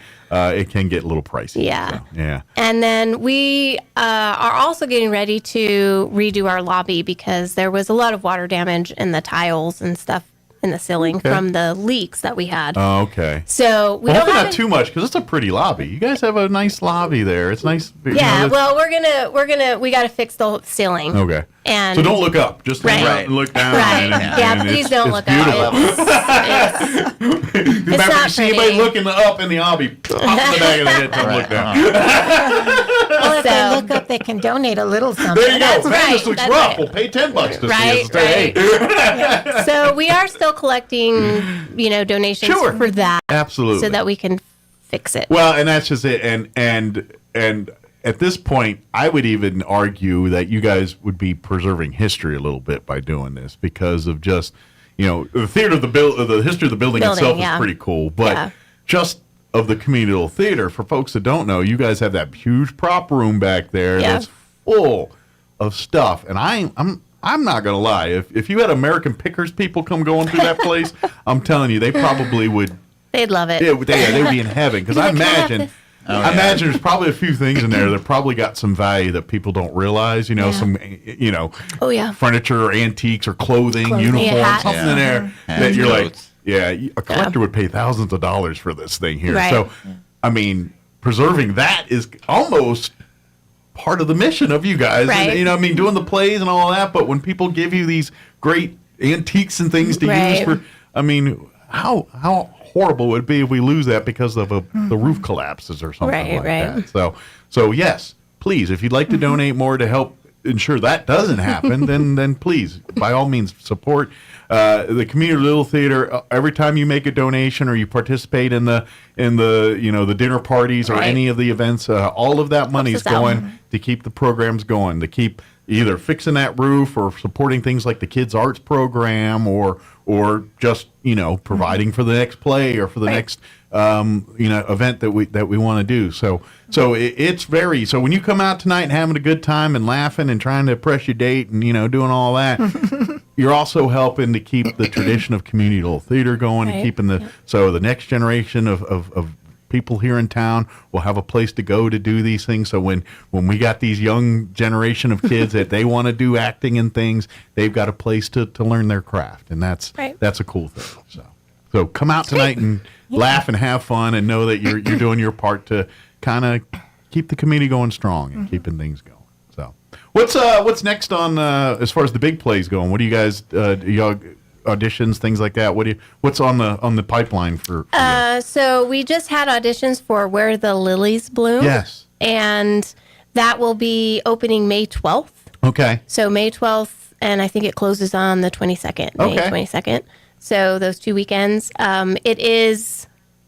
This is a passion project for... It is. Yeah, I remember we were talking a little bit about this a couple weeks ago. So Lynetta Zuber is directing that, and she was actually the lead 20 years ago. Yes. And now she's directing. And now she's directing it. Which I imagine that's going to be a different perspective from her, because she's got her interpretations. Yeah. And...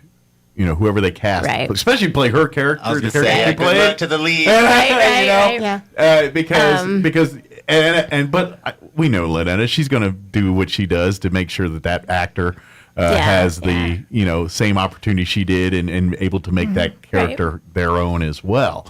So, but I would imagine at the same time, it's like, yeah, but I did it, and I know, and trust me, do this, it'll work. You know what I mean? So, so you're probably going to get a little bit of that where she gets to share her wisdom of playing that role, but at the same time, she knows to back off enough to let them make it their own as well too. So that's kind of the cool part of this. I imagine for her too, because I would guess that's the lessons learned, and it's like okay, because she's directed and done, but when he gets personal, then it's hard not to want to take over, it's my way. It's like no, I gotta keep in mind other people like this too, and they've got their thoughts and their passions for this, and we all that's what makes this great. So but so I imagine there will be a little bit of those moments. It's like, all right, I gotta hold on, let me check myself. But it's gonna be a great play. But look for that in May here. Taking on the stage. We'll obviously talk more about it as we get close. And we'll get some of the cast in, and we'll bring Lynette in, and we'll talk all about it, and get people to. If you're not familiar with the story, we'll get you. We'll get you a good synopsis so you're good and prepared to go in and see the plays.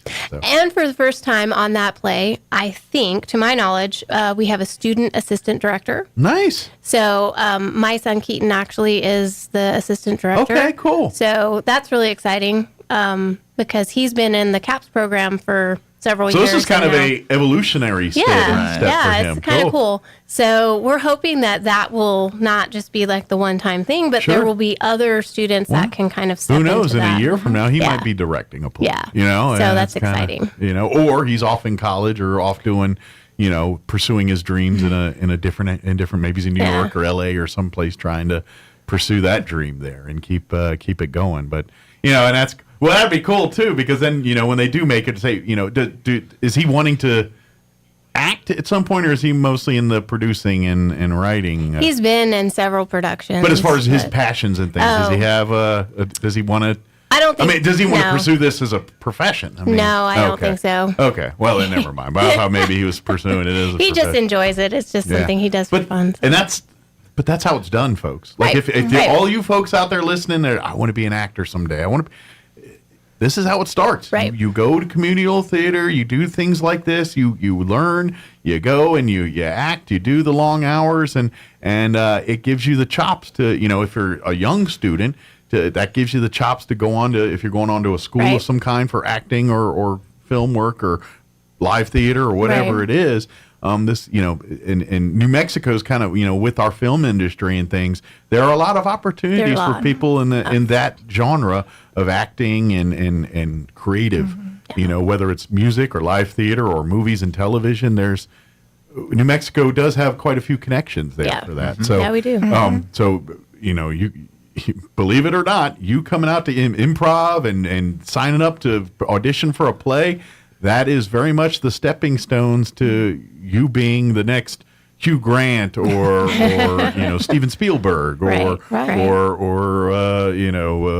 Julie Andrews. Yeah, Julie Andrews or she started on the stage. Yeah, you got to start somewhere. Or Andrew Lloyd Webber. That's whatever it is to be that next one. It starts. It's a beginning at a place like here. That's the beauty of it. So come out, and if you have those passions, reach out, go to the website. Like and follow. Say, hey, if you have a young child that is looking for something, sign up for the CAPS program that's a great program where kids learn life lessons but through theater, and they learn all aspects of theater from the front of the house to the back of the house, and what it takes to put on a production, but they're also learning life lessons during that too. So yes, if they're hoping to pursue this stuff, that it's there for them. But if you're just saying, I'm trying to get my kid exposed to things and bring them out of their shell a little bit and throw a bunch of stuff at them to see what they like and what they're into, CAPS program is an amazing opportunity to give your child that chance, that exposure to these kind of things. Right. So ask about that. They'll be happy to talk to you. Come out tonight and say, hey, I was hearing about the CAPS. I want, don't do it right when they're in the middle of a play or an act or whatever. But after the curtain's down and everyone takes their bows and you get a chance to talk to them in the lobby, that's when you hit them up. So Good deal. Okay. But tonight, 7:30. Come on out for Mission Improbable. Bring your friends. Bring all your funny ones. The ones that like to laugh. Bring them with you because they're going to have a good night. Yeah. And it's a cheap night. $8. Can't beat it. You can't even, I don't even think you get a movie for $8. Nope. It's 7:00 at night now. Yeah. So live entertainment. Live entertainment. Yeah, live entertainment. You will have fun. Yeah, it's a lot of fun. A lot of laughs. We guarantee it. And do you have the next one on the books yet for the next Mission Improbable? Yes, April 14th. Okay, so if you love it, good news is you only got a couple weeks before the next one. So some people had to wait a month or months for the next one. You only have to wait like 3 weeks, 2 weeks. So you're lucky. But come out tonight. I guarantee you have fun. If you don't, you were trying not to have fun. Right. And to be honest, if you come in curmudgeon, just saying. They might put a spotlight on you. I'm just saying, you come in curmudgeon, they might curmudgeon the light out of you here. So, but it's gonna be a lot of fun, and just check it out. It'll be good. So, is there anything we missed? Anything we wanted to share? Anything that we wanted to talk about that we got sidetracked on? It does tend to happen with me. So. Come out and anything laugh. off the cuff we want to mention? Off the cuff, yeah. And of course, if you're interested in doing it, come talk to these guys after the play and say, "Hey, that was fun. I'd like to try that. When's your next practice? Can I come and can I play?" And they're gonna say, "Yeah, come on out and then see what you got." And who knows, you might be the next part of the next ensemble here on April 14th. So good deal. Well, thank you guys. Thank you. We'll let you go get ready. I'm sure you guys gotta go do your day job stuff and then go get ready for tonight. So break a leg, and we'll see you all out at the theater this evening. All right, awesome. Thank you. Good deal. Again, RoswellTheater.com, THEATRE. If you have any questions about anything we talked about, get tickets for tonight or for anything we're talking about. But if you space out, don't worry. Just get tickets at the door tonight. Bring you $8. We'll get you right in and have a good time. So, thank you guys. We'll see you all next time. Okay. Thank you. Thank you. It is 8:55. Let us pause for a quick news update and a quick commercial break to pay for lunch. Don't go away. I'm Jared Cirillo with your Pecos Valley News Update. Longtime Roswell Police Department member Captain Joe Smith has been appointed as the department's interim police chief. Mayor Tim Jennings naming Smith to serve in RPD's top law enforcement commission position while the city conducts a search for its next leader to replace Phil Smith, who is no relation to Joe Smith. Phil Smith left RPD last month for a police chief position elsewhere. Joe Smith begins work as the interim chief today. Smith has more than 29 years with RPD. He began his career as a police officer in 1992 and worked as a patrol officer, field training officer, detective, and sergeant before leaving for Albuquerque. In 2008, Smith returned to Roswell as a patrol officer and worked back up through the ranks to become captain over investigations. Chavez County authorities are investigating the discovery of human remains at the Bottomless Lakes turnoff on 380 East. Sheriff Mike Harrington said in a Facebook post that the victim appears to be a female and very few details are known. If you know anything, you are asked to call the Chavez County Sheriff's Office. You're up to date. I'm Jared Cirillo. I'm meteorologist Steve Hamilton with your Pecos Valley weather. We'll be getting a lot of sunshine over the weekend, but also gusty wind with those low-pressure systems moving over northern New Mexico and into the Texas Panhandle. Gusts up 40 to 50 miles per hour across our area today. Mid to upper 60s, and it stays sunny. Clear and windy for the overnight hours with upper 30s, and then sunshine for Saturday and Sunday, not as windy, and highs in the 60s. That's your latest forecast. I'm meteorologist Steve Hamilton. With the Wall Street Business Report, I'm Bill Alexander. Leaders of the Senate's Banking Committee on Thursday warned former chief executive officers at the failed Silicon Valley Bank and Signature Bank that they expect them to testify before the panel, saying in a letter to each, "You must answer for the bank's downfall." The committee is examining the events leading up to the closures of the banks. Walmart is set to lay off hundreds of workers in its e-commerce fulfillment center. Workers at the warehouses in New Jersey, Texas, California, Florida, and Pennsylvania were given 90 days to find jobs at other company locations. The layoffs come as Walmart has increasingly touted warehouse automation, including its next-generation fulfillment center. The Bank of England extended its battle against inflation Thursday, announcing an 11th consecutive interest rate increase, despite concerns about the economic fallout from troubles in the global financial market. For the Wall Street Business Report, I'm Bill Alexander in Washington.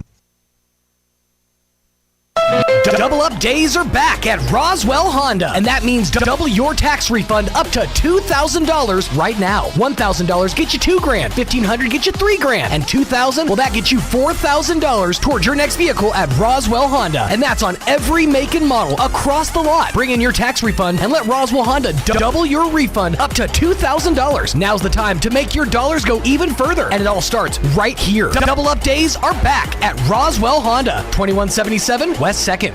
Attention gun and knife collectors. 505 Productions presents the Carlsbad, New Mexico Gun Show. Friday, March 24th through Sunday, March 26th at the Walter Gerald's Event Center in Carlsbad. Guns, knives, reloading supplies, Western collectibles, and great gifts. Jewelry, antiques, collectibles, and more. Brands you know and love like Winchester, Colt, Ruger, Case, and so much more. Open Friday 4 to 8, Saturday 9 to 5, 10 to 4 on Sunday. Bring the whole family. Adults $7 and kids 12 and under are free. The Carlsbad, New Mexico Gun and Knife Show. March 24th through the 26th at the Walter Gerald's Event Center in Carlsbad. Don't miss it. If you're tired of sleep problems like insomnia, snoring, or restless leg syndrome, the Sleep Center at Artesia General Hospital is committed to helping you reclaim a good night's rest. Our Artesia location offers convenience, comfort, and a team of staff with more than 25 years of experience in diagnosing and treating adults and teens. It's time to put your sleep disorders to bed. Request an appointment online at artesiageneral.com/sleep. Your home for Sean Hannity in Roswell. 106.5 Roswell's Talk FM, KEND, Roswell, New Mexico. News this hour from townhall.com. I'm Rich Thomason. The U.S. has launched retaliatory airstrikes on Iranian-backed sites in northern Syria. The American strikes follow a drone attack that killed a U.S. contractor, wounded another contractor, and injured 5 American service members in northeast Syria. Military analysts are skeptical of North Korea's claims that it has a nuclear-capable underwater drone designed to create a radioactive tsunami that could destroy naval strike groups as well as ports. China is threatening consequences for a U.S. warship's presence in international waters. Beijing's angry after the Navy sailed a destroyer around the disputed Paracel Islands in the South China Sea for the second day in a row, in a move officials claim is a violation of its sovereignty and security. The warning comes amid growing tensions between China and the U.S. in the region, as Washington pushes back at Beijing's growing assertive posture in the South China Sea. I'm Charles de Ledesma. A federal appeals court has blocked President Biden's COVID vaccine mandate for federal employees. The Fifth U.S. Circuit Court of Appeals in New Orleans rejected arguments that Mr. Biden, as the nation's chief executive, has the same authority as the CEO of a private corporation to require that employees be vaccinated.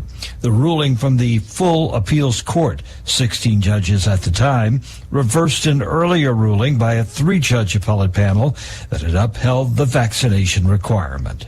Ken Lorman reporting. Utah, the first state to place limits on children's access to social media. Republican Governor Spencer Cox signed a pair of bills. On Wall Street, stocks in the red, the Dow down 183 points. The Nasdaq is off 63 points. More on these stories at townhall.com. Sleep Financial Group. Here's an important message from the Diabetes Solution Center. Do you like pricking your fingers to test your blood sugar levels? No one does, but it's important to maintain your health. And now, by wearing a small remote device called a continuous glucose monitor, or CGM, you don't need to prick your fingers anymore. It's easy to use and helps you make more accurate diabetes treatment decisions. If you are testing your blood sugar 3 or more times daily, injecting insulin, or using an insulin pump, call the Diabetes Solution Center right now. And if you have Medicare or most major insurance coverage, you may be able to get a new CGM at little to no out-of-pocket cost. Shipping is free, and we'll even bill your insurance company for you. If you are testing your blood sugar 3 or more times daily, injecting insulin, or using an insulin pump, call the Diabetes Solution Center right now to learn how to end the painful finger sticks and get your own continuous glucose monitor, or CGM, at little to no out-of-pocket cost.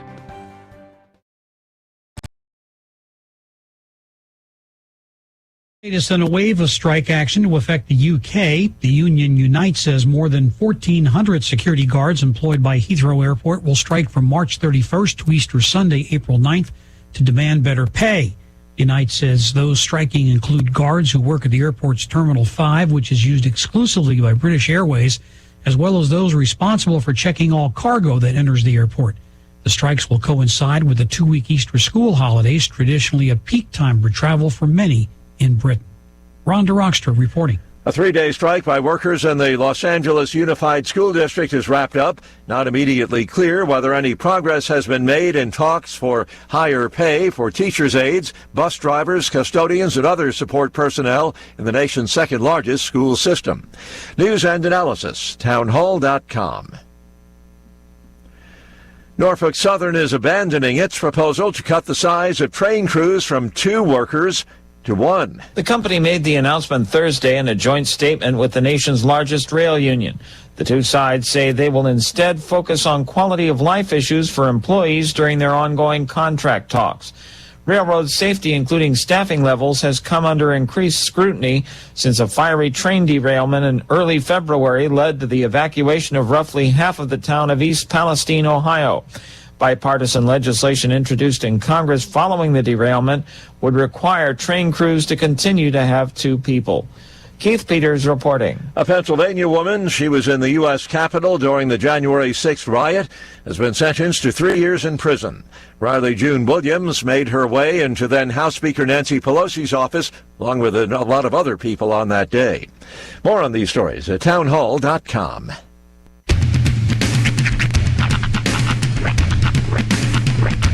What in the wide, wide world of sports is going on here? I promise you, whatever scum did this, not one man in this force will rest for 1 minute until he's behind bars. Now let's grab a bite to eat. Yeah, come on. I feel the hot wind on my shoulder and the touch of a world that is older. I hit the switch and check the number. I leave it on and then I slumber. I hear the rhythm ringing through it. Flamenco guitar and cumbia music. I hear the talking of the DJ. The travelers said, what does he say? I'm on a Mexican radio. I'm on a Mexican world radio. Broadcasting live from high atop the J.P. White Building in downtown Roswell, New Mexico. It's Mornings with Mike Winters on 106.5 Roswell's Talk FM. Is that what I sound like when I talk? Now, here's your host, Mike Winters.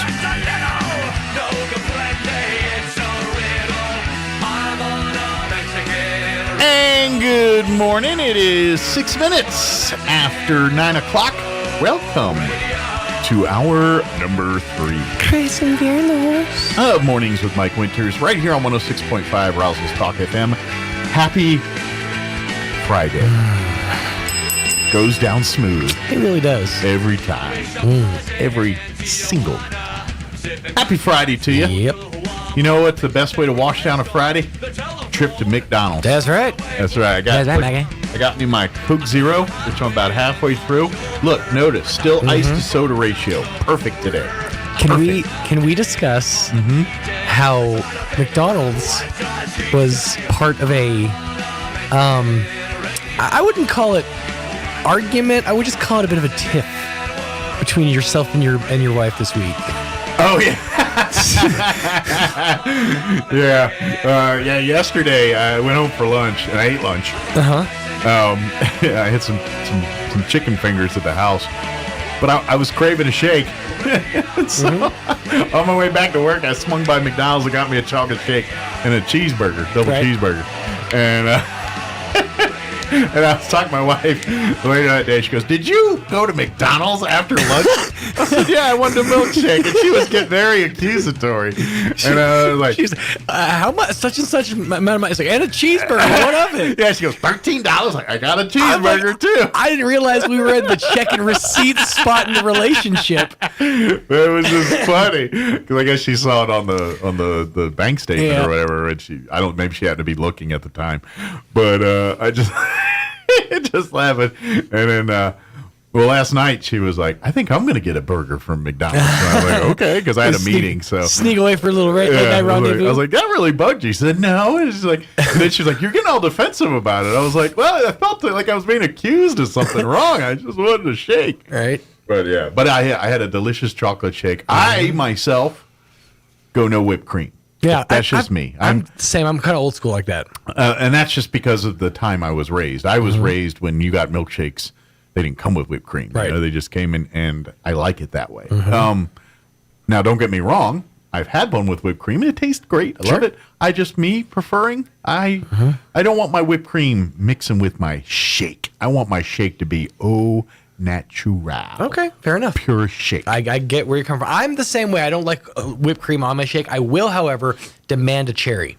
I do like cherries. Because there's something about having a nice, I go strawberry, a nice strawberry shake and a little cherry floating right there on the top. It's just a little treat. Yeah, well, we all know where I go, but yeah, we know. I'm like, is there even other flavors? I know of one. If you guys come with a blueberry and cream shake, then maybe we'll talk.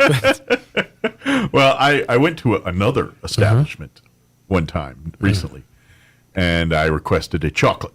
And they were like, all we have is vanilla. Is that okay? And I said, oh, no, it's not okay. It is not okay, sir. I will pass altogether. And that's what I did. Fair enough. Principle. I like it.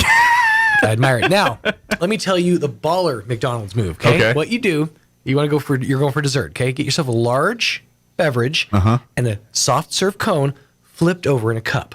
Go with me on this. Like a Coke float seal? Go with me on this. Okay. You take your cone, you enjoy your cone. Okay. You've got a little ice cream here. Pop that ice cream into your soda. You drink that soda down a little bit. Pop that ice cream in your soda. You got yourself a Coke float and a cone. There you go. Nice. Baller move. I would go root beer with me because I prefer root beer floats. Personally, I go Dr. Pepper if I'm doing the float situation. I'm not a fan of Coke floats. Although, love root beer floats. You want to know a real cool move? Fanta. Because then you got a creamsicle situation going on. Or if you go with grape Fanta. They don't have grape Fanta. They don't? Mickey's, no. Well, not Mickey's, but I mean, like at We're home. talking about McDonald's right now, Mike. Well, I'm just saying if you're at home. This is contractually obligated time for McDonald's. We talk about McDonald's. But say you get a cone and you go home and it's like, oh man, I didn't get a Fanta, but I have a grape Fanta at the house. But I've got all this Faygo. But anyway, have some fun with it. Big thank you to McDonald's. Yes, Swing indeed. by any location near you. They've got you covered. Don't forget to download that app today. Let me give you the rundown real quick. Here in just a minute, we're going to do weather and all that. And then right after that, we're going to have Danielle Thompson join us. She's the vet rep here with the New Mexico Department of Veteran Services. And coming up next Thursday, we've got the Chaves County Veteran Symposium. It's going to be an all-day event happening at the National Guard Armory next Thursday. So Danielle will join us, talk all about what's on tap for the symposium. Then later on this hour, symposia. Sorry, I love it with a grilled cheese. But anyway, and then later on this hour, Sheriff Mike Harrington will join us, and we'll get an update. I imagine, of course, they found the body out yesterday. And so I imagine we can talk a little bit about that and what else is going on through the Sheriff's Department too. So let's get her going though. Let's get her. We got a full hour here. A big thank you to McDonald's. Whatever you do with your ice cream cone, enjoy it. But I've always been that root beer over Coke and floats. Oh, I don't like Coke floats. I love root beer floats. Yeah, I think it was my grandma's fault. All right, it is 12 minutes after 9 o'clock. Let's get you up to date with the weather, and then right on the other side, we're going to have Danielle Thompson join us here. But first, your weather. I'm meteorologist Steve Hamilton with your Pecos Valley weather. We'll be getting a lot of sunshine over the weekend, but also gusty wind with those low-pressure systems moving over northern New Mexico and into the Texas Panhandle. Gusts at 40 to 50 miles per hour across our area today. Mid to upper 60s, and it stays sunny. Clear and windy for the overnight hours with upper 30s, and then sunshine for Saturday and Sunday, not as windy, and highs in the 60s. That's your latest forecast. I'm meteorologist Steve Hamilton.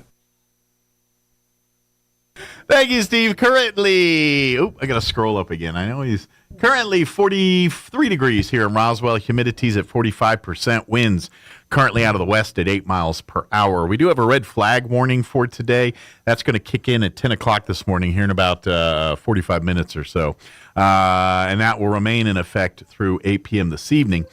For today, mostly sunny. Highs near 66. Winds will be breezy, though, as they have been all week, and will continue to be for the weekend. Winds will be out of the west, 10 to 15 this morning, increasing 20 to 25, gusting as high as 35 miles per hour later today. Tonight, mostly clear with an overnight low of 39 degrees. Winds will be breezy out of the west, 15 to 25, gusting as high as 35 miles per hour. For you Saturday, sunny, high of 68 tomorrow. Northwest winds at around 15 miles per hour. Mostly clear tomorrow night with an overnight low of 31. West winds 5 to 15. So actually kind of a break from the winds tomorrow. But it's a short break because Sunday, well, now they're saying 15 to 20, which is breezy, but not bad for us. That's a walk in the park for us. But sunny and 67 on Sunday with west winds 5 to 10 in the morning, 15 to 20 for the afternoon. And then Monday, when you head back to work and school, sorry, spring breakers, sunny skies, highs near 70. All right, it is 14 minutes after 9 o'clock, and joining us in studio this morning from the New Mexico Department of Veterans Services. Now, you don't have to wear those. Danielle Thompson in studio with us this morning. Good morning. How are you today? Good. How are you doing, sir? Doing good. For folks who don't know, you're the veteran representative for this area for the New Mexico Department of Veterans Services. So, vets, if you have needs and things, this is the lady you want to talk to about that stuff. But if you do have a bunch of needs, rather than just call her up outright, come on out next Thursday. She's organized the Chaves County Veteran Symposium, which is going to be taking place 1 week from yesterday, next Thursday. It's going to be out at the National Guard Armory there on Earl Cummins Loop, and it's a full day of kind of come and go stuff for veterans, but there are also a few scheduled events during the day too. But if you're a veteran, you probably want to make sure that you pop in at least for part of the day on Thursday. Yeah, so thank you very much for having me. Anytime. And my name's it's Danielle Thompson, and I'm the Veteran Service Officer with New Mexico Department of Veterans Services over Chaves County and Lincoln County. And we do have offices all throughout New Mexico. If you want to check them out, who's in your area, you can go on to nmdvs.org and any field offices and find one in your area. So next Thursday, we do have an all-day services available. The tax exemption and tax waiver clinic. The state benefits department will be down here processing those certificates on site. Okay. Which is very awesome because the deadline for those to be turned into the assessor's office is fast approaching. It's May 1st. Yeah, by the way, if you didn't know, if you're a resident of Chaves County and you're a veteran in good standing, you can apply for discounts on your property taxes, all that kind of stuff. And I imagine there'll be folks helping you do all that with at the event for that. So. Yeah, so New Mexico residents that are honorably discharged, they can apply for a $4,000 tax break on their property. And then veterans who are 100% permanent total can apply for a complete property tax waiver for state benefit. So also there will be claims clinics hosted by the DAV, which is Disabled American Veterans. Yeah. And the VA regional office will have representatives there. My department will have VSOs there. Goodwill Industries will have several representatives there from to help with housing or job hunting. Okay. And then the local Chaves County veteran organizations such as like your Patriot Riders, your American Legion, Post 28, Post 61. Mm-hmm. The VFW going to be there too? They actually have like a lot on their plate. I did so speak busy. to Jason Burke. Yes, okay. yeah. But if you need to get a hold of them, there'll be someone there that can help you do that. Yeah, so, there's a lot of information. We'll have a lot of personnel from VA Healthcare that will be there. Perfect. So and then the so VA if you got regional those office, issues, they'll be the people you can talk to and kind of navigate whatever issues you're having, or if you're trying to get your paperwork through somewhere, they're the folks that can help you process that kind of stuff. Yes, and we even have Drake Lemaster that's going to be there from the VA Home Loans. Okay. He's going to be able to answer a bunch of questions, which is awesome. Take advantage of it. As a veteran and as my house that I'm currently living in and I'm paying for right now, thanks to my VA services, I put zero money down on that house. And do you have your tax break on your property? I do. I have a wife that's very meticulous about that stuff. So when I slip through the cracks, which is quite often, she picks up the slack. And so, we take advantage of it. So so we do encourage veterans and their families to come out. There is a schedule of events, certain things that will happen throughout the day, because the other services I was talking about are going to be available all day from 8 to 5.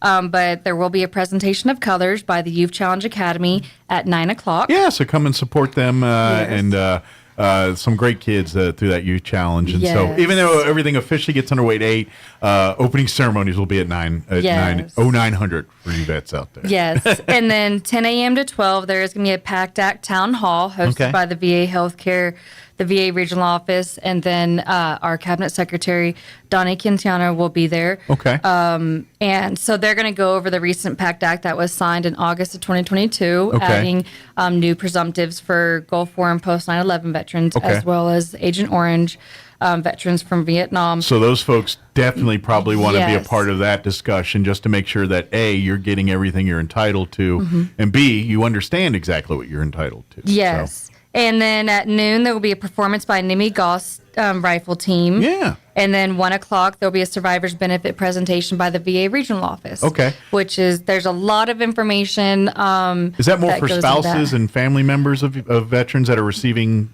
VA services through their dependent, I guess, or how does that work? So veterans, it's always, we try to educate everyone in regards to this, just because it's not information that's well out there as much. But veterans who pass away because of a service-connected condition, what can be put on the death certificate, what a discharge paper is, the D-214. Gotcha. So kind of explain to non-military some of the military protocol in the event you have to deal with some of the post, because, anytime someone dies, you've got to give a death certificate to everybody and their uncle and doing all this. Well, in the military, it's got a few more levels of that. And so this can help you navigate through that stuff. Yes, and it is important to, if you don't, though, have like a binder together with those important papers. That way your family can access them easily and take them to the funeral home and that. Because we're on our way out, right? We're all going to be there at one point. Whether you want to or not, it's happening. Right. So a huge shout out and thank you to the National Guard Armory for letting us use their location. Yeah. So it will be next Thursday, March 30th, 8 a.m. to 5. Sure. At 1 West Earl Cummins Loop. If you have any questions, you can definitely reach out to myself. I am typically in office Monday through Friday, 8 to 5. I do have walk-in hours on Mondays and Fridays. Okay. Monday is from 9 to 4, and Friday is from 8:30 to 2:30. Okay, give her a few minutes. It's 9:30 right now. She'll be there in a minute. No. My daughter's on spring break. I took today off. So someone else is holding down the fort this morning. We're having the morning together. So, cool. But, and also thank you to ENMUR. They printed out a bunch of flyers that are going to be getting... Spreading the word. Yes. Good. And Goodwill. And So come out. Look forward to seeing everybody Absolutely. there. And of course, if you know veterans, put this on their radar. It would, even if you think you got everything, can't hurt to walk and check out. There might be something you missed, or might be new things that have been recently added that you might be eligible for that you didn't realize. So especially if if you're dealing with some of the PAC Act stuff, and you're Vietnam or a Gulf War vet dealing with some issues, you definitely want to make sure you're in touch and in tune with all that. So make sure you come out. But it's definitely going to be a full day of just great services for veterans. If you're a veteran, you can get there, and then you come on out. So again, it'll be next Thursday, March 30th, from 8 to 5 all day at the National Guard Armory there on the south end by the on the base and all that. West Earl Cummings Loop.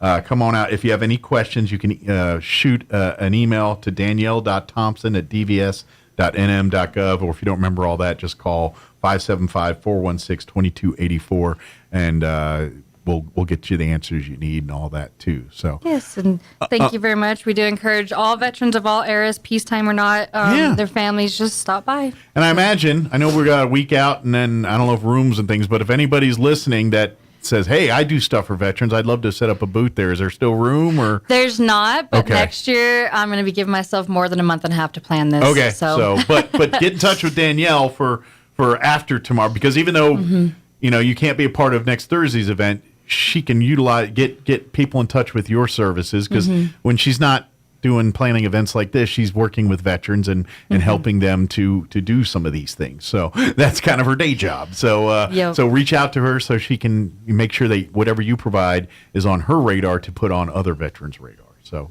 sounds good. Good deal. Well, thank you, Danielle. Enjoy your time with your daughter, and hopefully you get to do some fun stuff today, and not all work things. Yes, get a little break from the toddler. So there you go. Go get her an ice cream. I know it's only 9:30 in the morning, but kids love ice cream at 9:30 in the morning.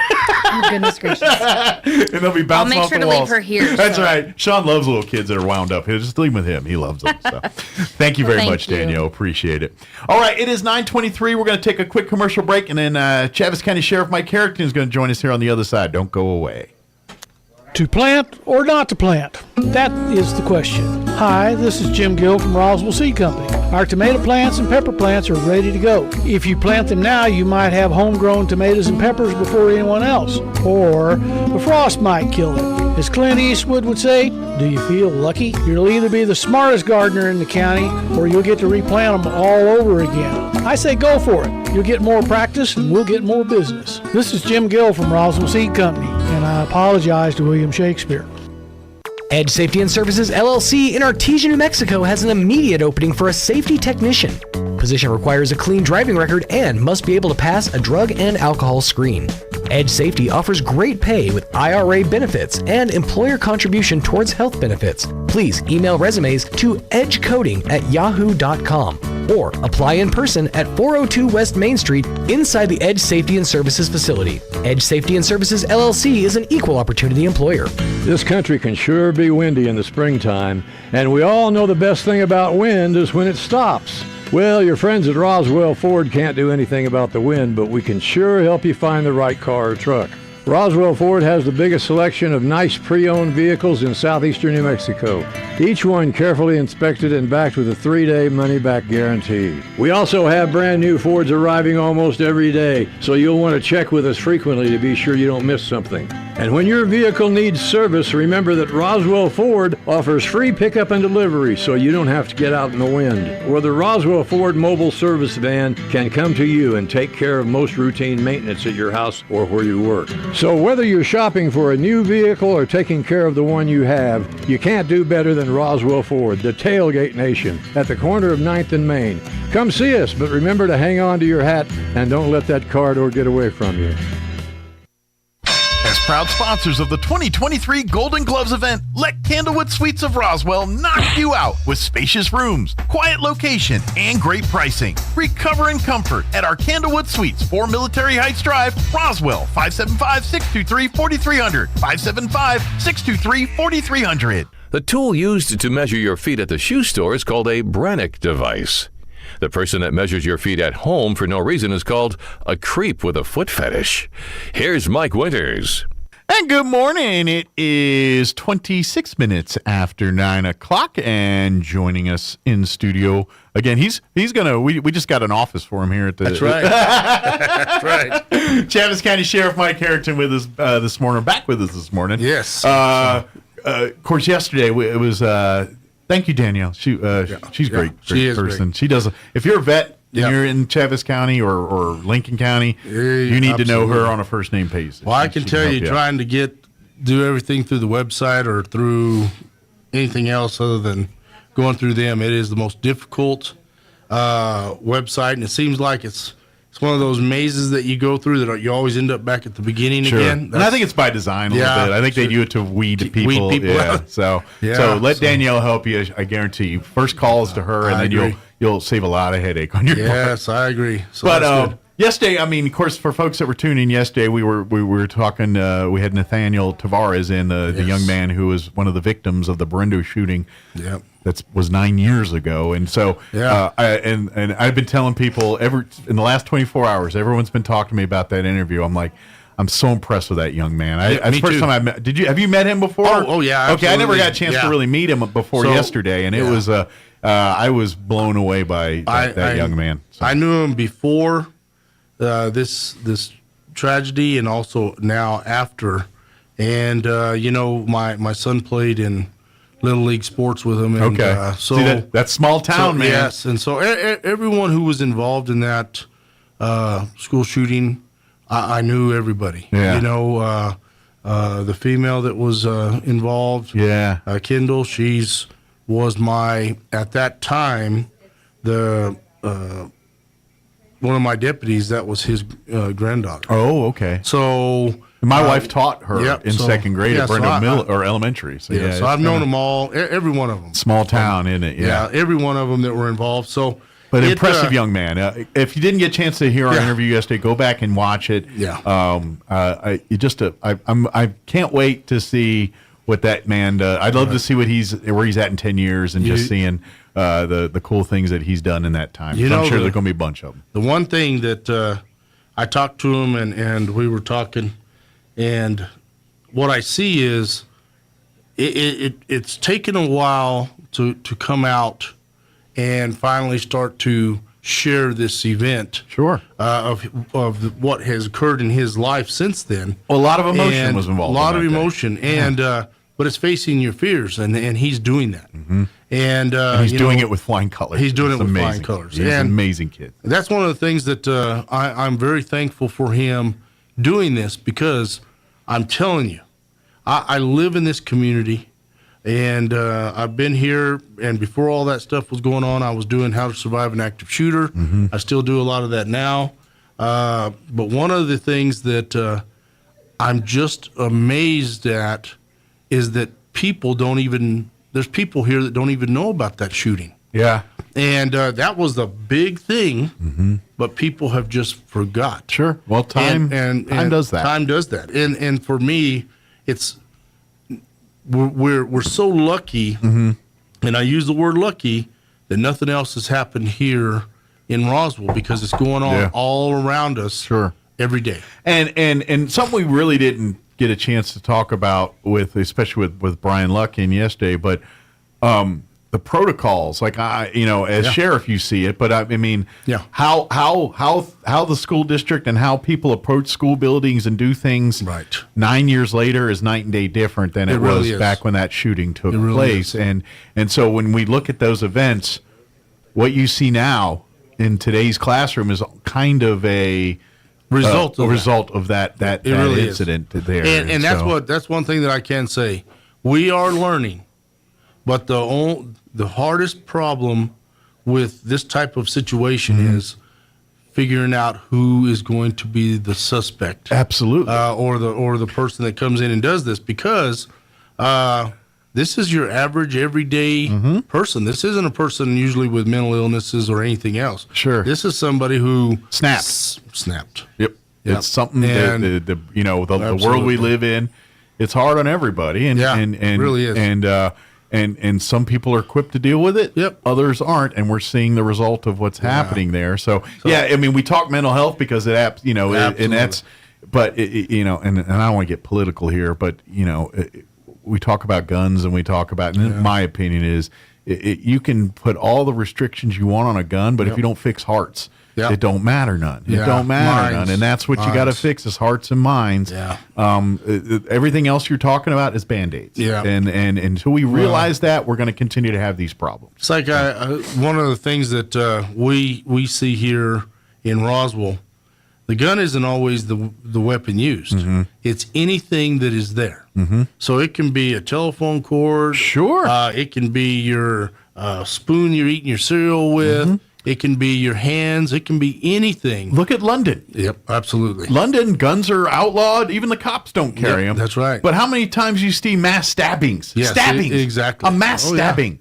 Yeah. And that's more of a personal type of an attack. Yeah. And and for us, we know right now in this country we have failed with the mental health issues. We have great people out there who are great psychologists and have great buildings and great offices, but the problem that we have is getting those who have mental health problems to those facilities. Well, right now it's like throwing a penny in a well. I mean, it really is. Or we did something about it. Yeah, but really that doesn't cut the. As I said yesterday, and I've said 1,000 times, we need to Susan G. Komen mental health, and we do. Have our walk for hopes and things like that for mental health. That's what we need. Well, we have, like I said, and this is something I said yesterday, and I'll say it again. we have retirement homes for people who have gotten older who can't care for themselves.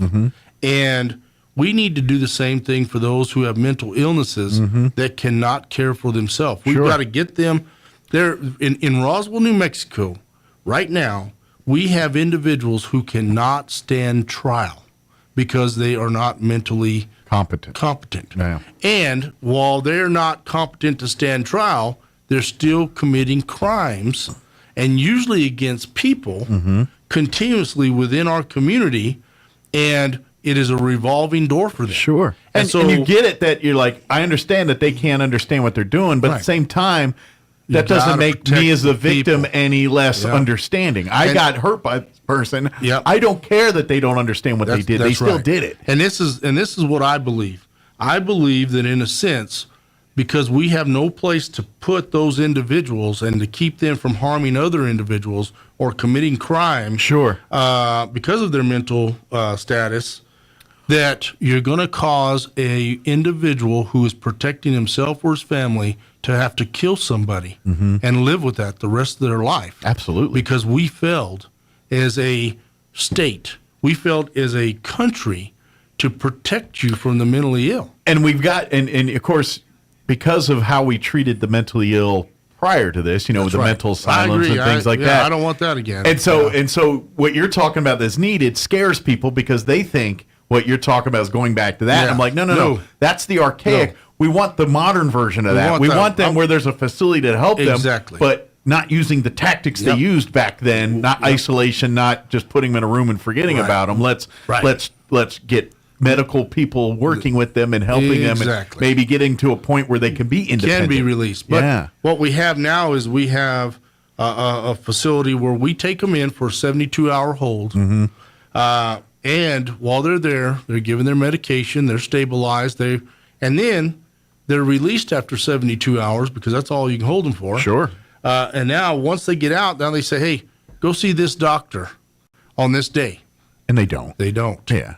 And the reason for it is, one, they're just not mentally capable of doing it. Two, they fear what's coming. They don't know either. Yeah, they think they're going to get locked up, put away, or be told they're a menace to society and we'll never see them again. And they just don't know. Not to mention if they're an addict on drugs or alcohol because that's what they're trying to treat their mental health with. Yeah. They're thinking that you're taking my drugs away. And so it's a cocktail of, no, thank you. You know, and so you release them and you think, oh, we'll see you on the 25th. Yeah, right. We'll never see that. Well, until they get arrested again, we'll never see them. Right. And the bad part is we're arresting them so often. The same people over and over and over. This is one thing that I try to really convince our community. We live in a great community. It's the same people, 20, maybe 30, maybe 40 people that are continuously causing problems that are going in and out of the jail. It's like it's like going to a hotel all the time you go to. They're like, come on in, John. They get you the done. Frequent flyers. Yeah, they already know them. They get them done. They get them all.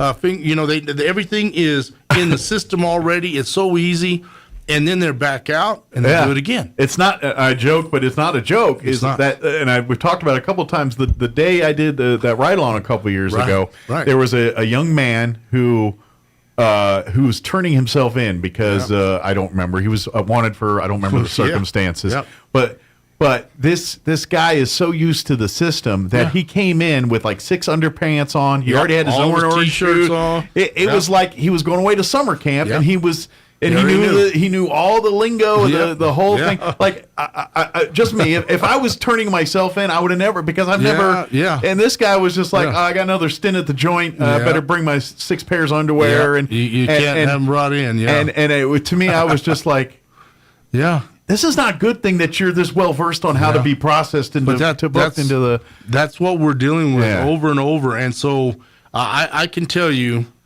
that we're dealing with individuals that are continuously committing crimes that are considered not mentally fit or able to stand trial, and so they get out and they do it again, and they do it again, and they do it again, and what's going to happen is there's going to be a citizen of Chaves County is going to end up killing them, protecting themselves or their family, and they're going to be justified in doing it. Sure. But to live with that the rest of your life, absolutely, is going to be. But that's because I'm telling you, I'm in this position. I see it, and I believe that the United States of America, the state of New Mexico, the legislators have failed the people of this country and of this state to the point where they are causing individuals more mental health issues because they've had to kill somebody. Well, and it's, we're just wrapping up a legislative session, and the thing that I'm kind of most frustrated about this session, because let's face it, this whole 2 months they've been talking about how much money we've got, how they've got, where are we going to spend all this money?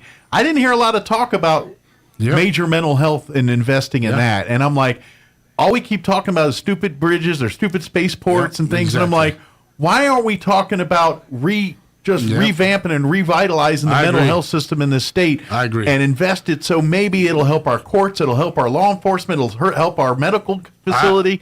We're overrun with problems in all these sectors. I believe you deal with that mental health, and you come at it with everything you've got. Yeah. We're going to solve all kinds of other issues up to and including our active shooters. Yeah. Because mental health is a part of that, of your snapping, and all of a sudden something has gone on in your life that you have not been able to go talk to anybody.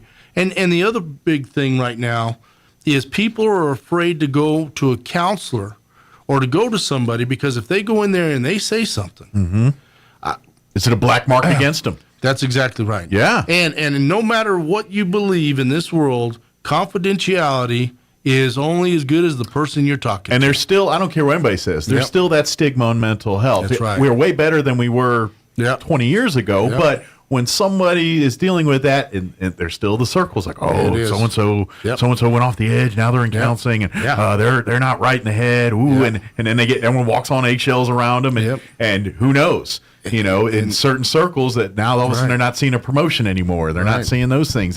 That's still commonplace in this country, and I don't care what anybody says, it does happen. And then your mental health people are now, call this number and talk to this person. There's no personal side of this. Sure. And it's passing the buck on to the next person. That's all it is. And when you're talking to the phone, you're not getting the human side of it.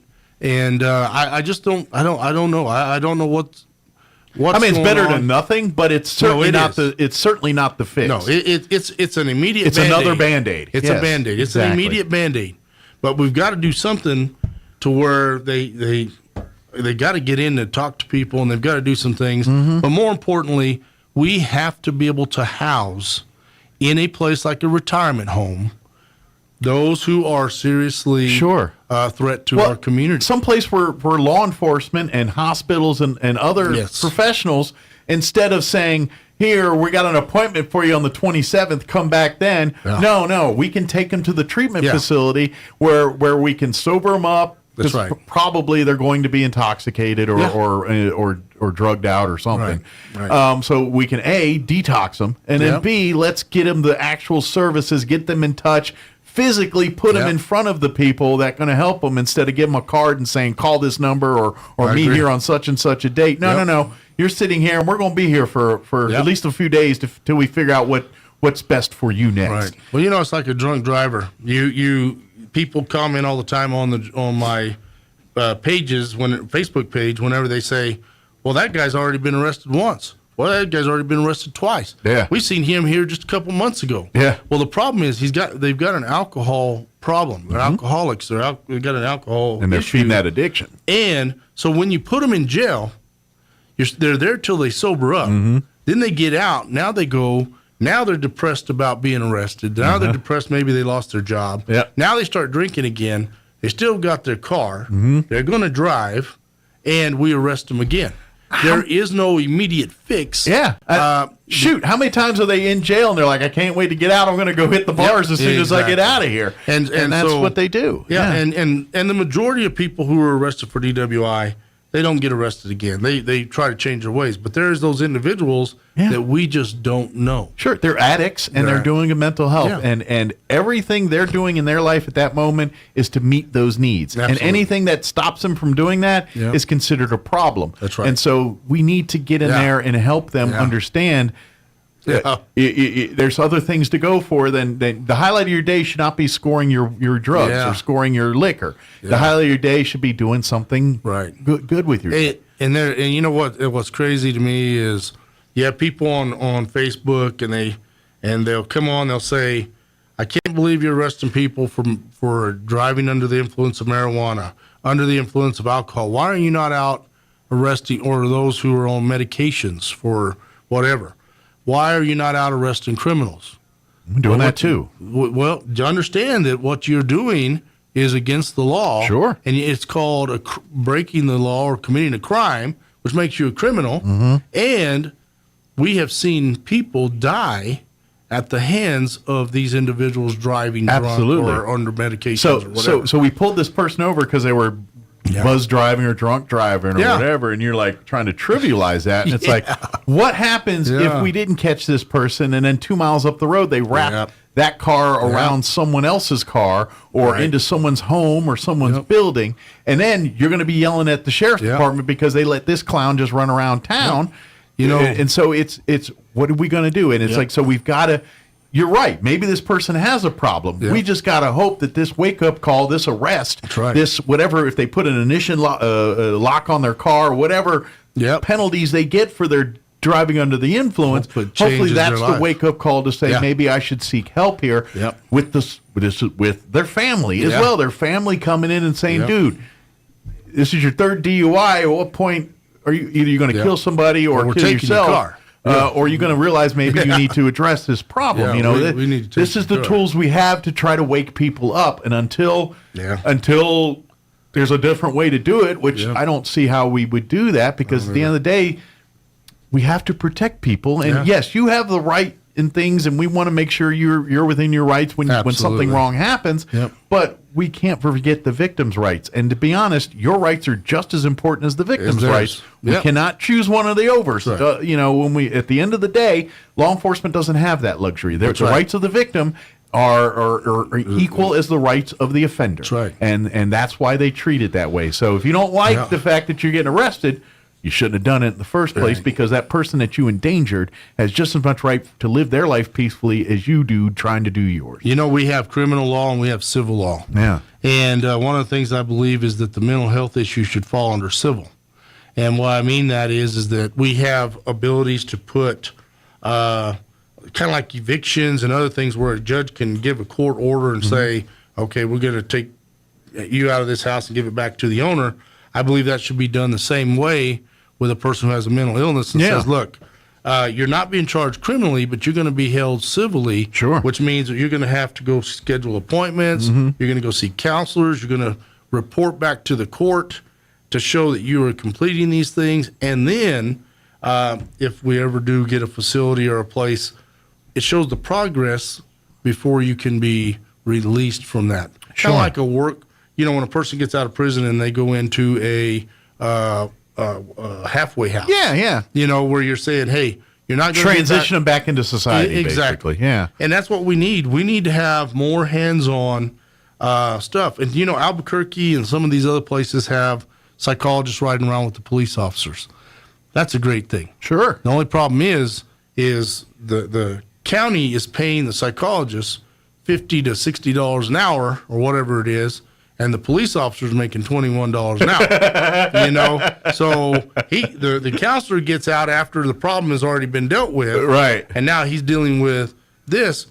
It's hard to keep an officer in that mindset. Absolutely. Of, hey, you know, hey, this guy's making twice as much and as I am. he's sitting right next to me. Right next to me, and I'm doing all the work. But you know, but in the end, the counselor thing is a great thing. And the moral of that story is pay the police officers more, and let's get some counselors out there. In Absolutely, make it so it's commisserate to both people in that vehicle.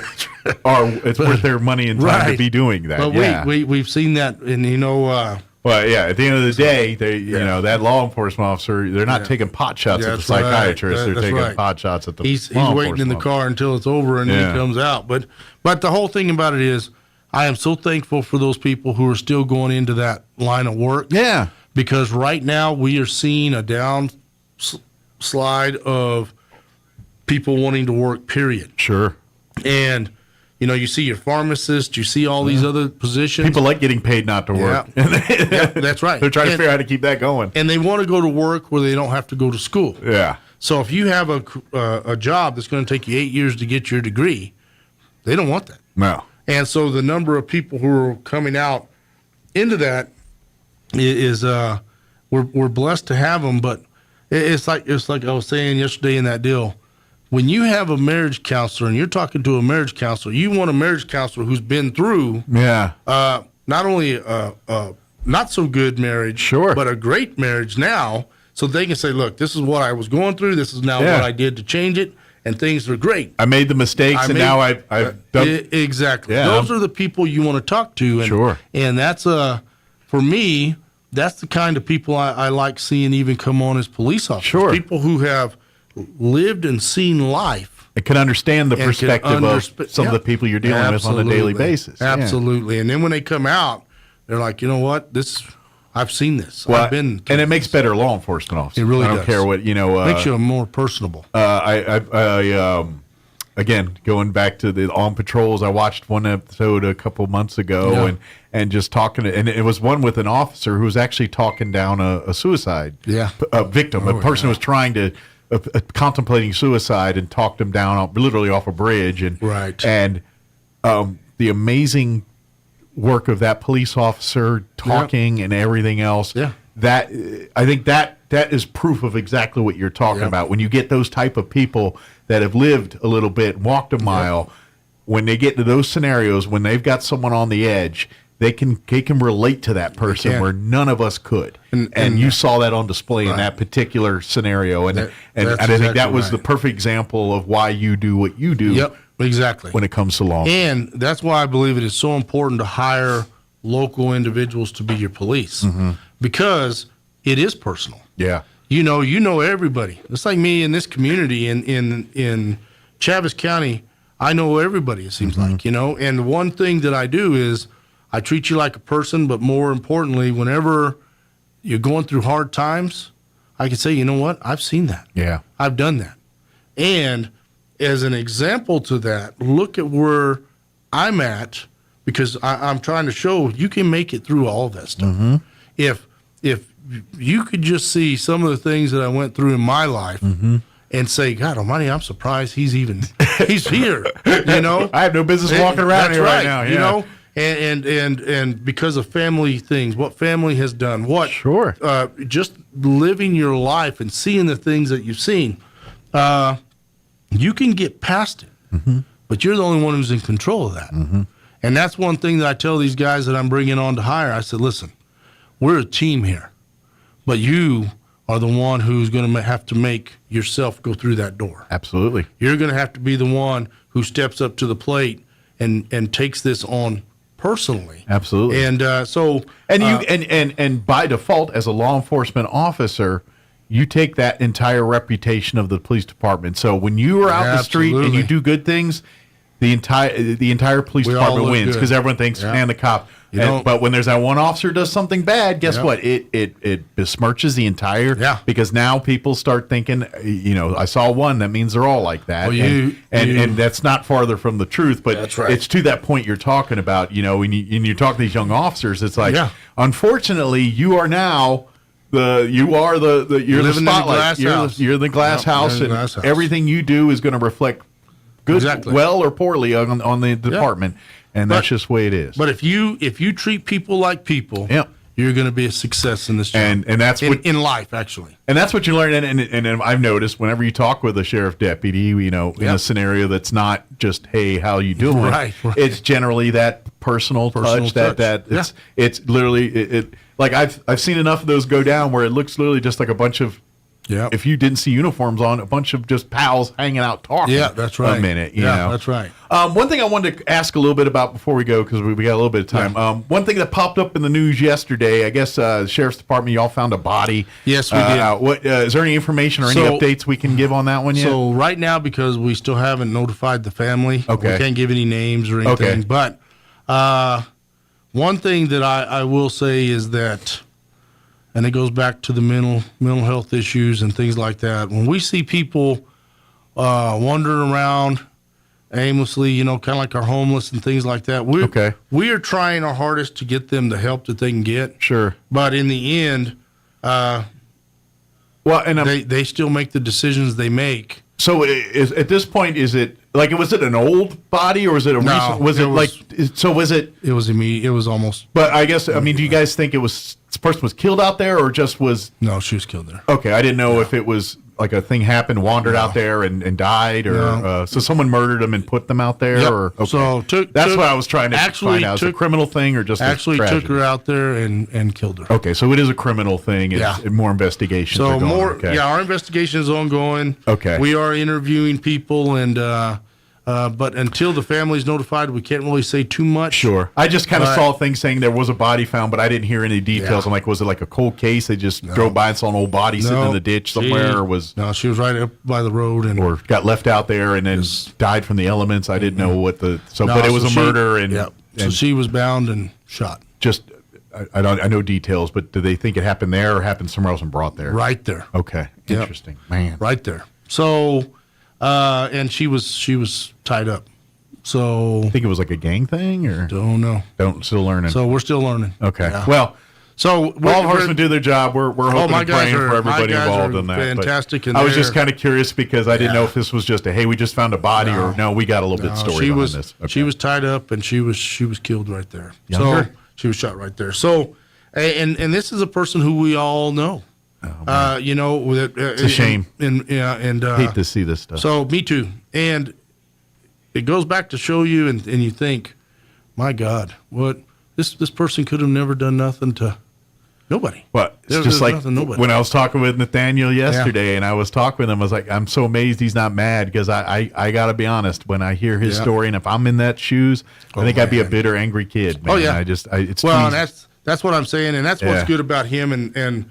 This next week, we're going to the schools, the middle schools. Yeah, he's going to be talking in the middle schools. Mondays, Tuesday, Wednesday, Thursday. Some of the department will be hanging out and being a part of that. Yeah, we'll be there. We'll be a part of that. And, and like I said, the one thing that I want to get out there to people is don't be upset when a person is telling their story, because the story is going to hit home for somebody, and it's going to make somebody say, you know what, this individual is going through the same thing.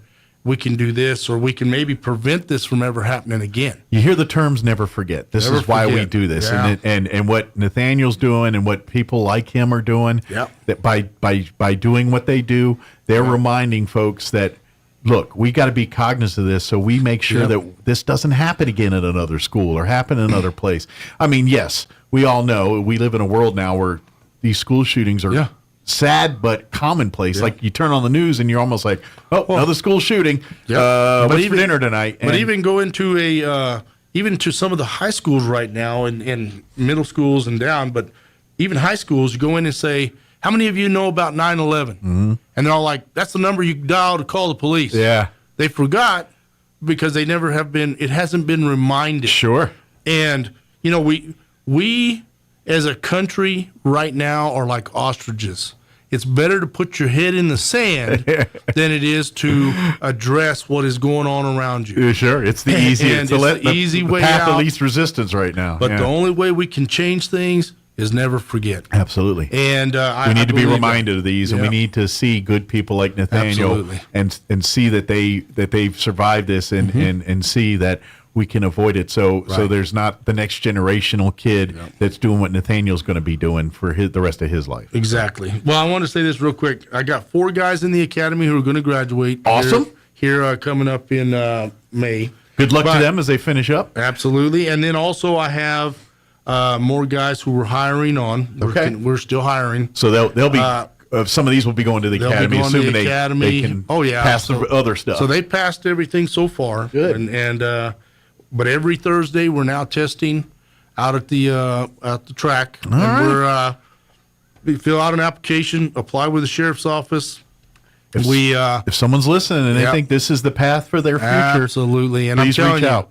We need good people to be good police officers and deputies. It is a hard job. No one's not going to lie to you and sit there and tell you it's all sunshine and rainbows. But as far as if you want to have a job where you know that at the end of the day you made a difference in the community and you feel that need to want to help people, you're going to be very well rewarded as a career as a law enforcement officer. But you're going to have your hard days, and you got to have some mental fortitude here because you're going to be dealing with people in their absolute worst and trying to bring them some resolution, and that's not an easy job for everyone to do. And so, but if you are a person that loves to serve, that loves to help, and loves to make sure that people are taken care of, that's the kind of attitude that you want to be a sheriff's deputy. Yep, absolutely. So apply at chaviscounty.gov, and we will be glad to bring you out and test you and get you on board.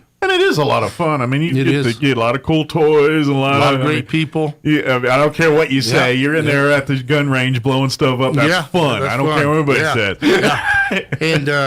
And like I said, the satisfaction of just going out there and serving people is the main. It is. It's a great the main reward, really. You're gonna have hard days, but that day when you save someone's life, or you provided resolution to someone that felt like they weren't going to get any, then you know what, you're gonna feel on cloud nine and be like, this is why I'm a law enforcement officer. Bring open ears and mouth shut. And there you go. You're going to do great. Absolutely. So it's good. Well, thank you, Sheriff. As always, appreciate it. We'll see you here in a couple of weeks. You sure will. Tell all your deputies we're praying, keep them safe, and thank them for them. And all law enforcement, all of our agencies here. Just we appreciate these folks and all that. So weather's getting better, so that's a great thing. Weather's nicer. It means people going outside. Maybe coming out, which is good and bad. Yeah. Put it this way, kids: if you're going to have a party out in the middle of nowhere, we will find out about it. You guys are awful at hiding them. Yeah. We'll know. The deputies will know probably because y'all share it on Facebook and do all kind of dumb stuff. So don't do that, and that way you won't have to worry about it. So we got to go. It's 10 o'clock. Okay. You listen to 106.5 Roswell's Talk FM, KEND, Roswell, New Mexico. Sheriff, we'll see you next time. You bet. Thank you so much. Have a great weekend, everybody. Breaking news this hour from townhall.com.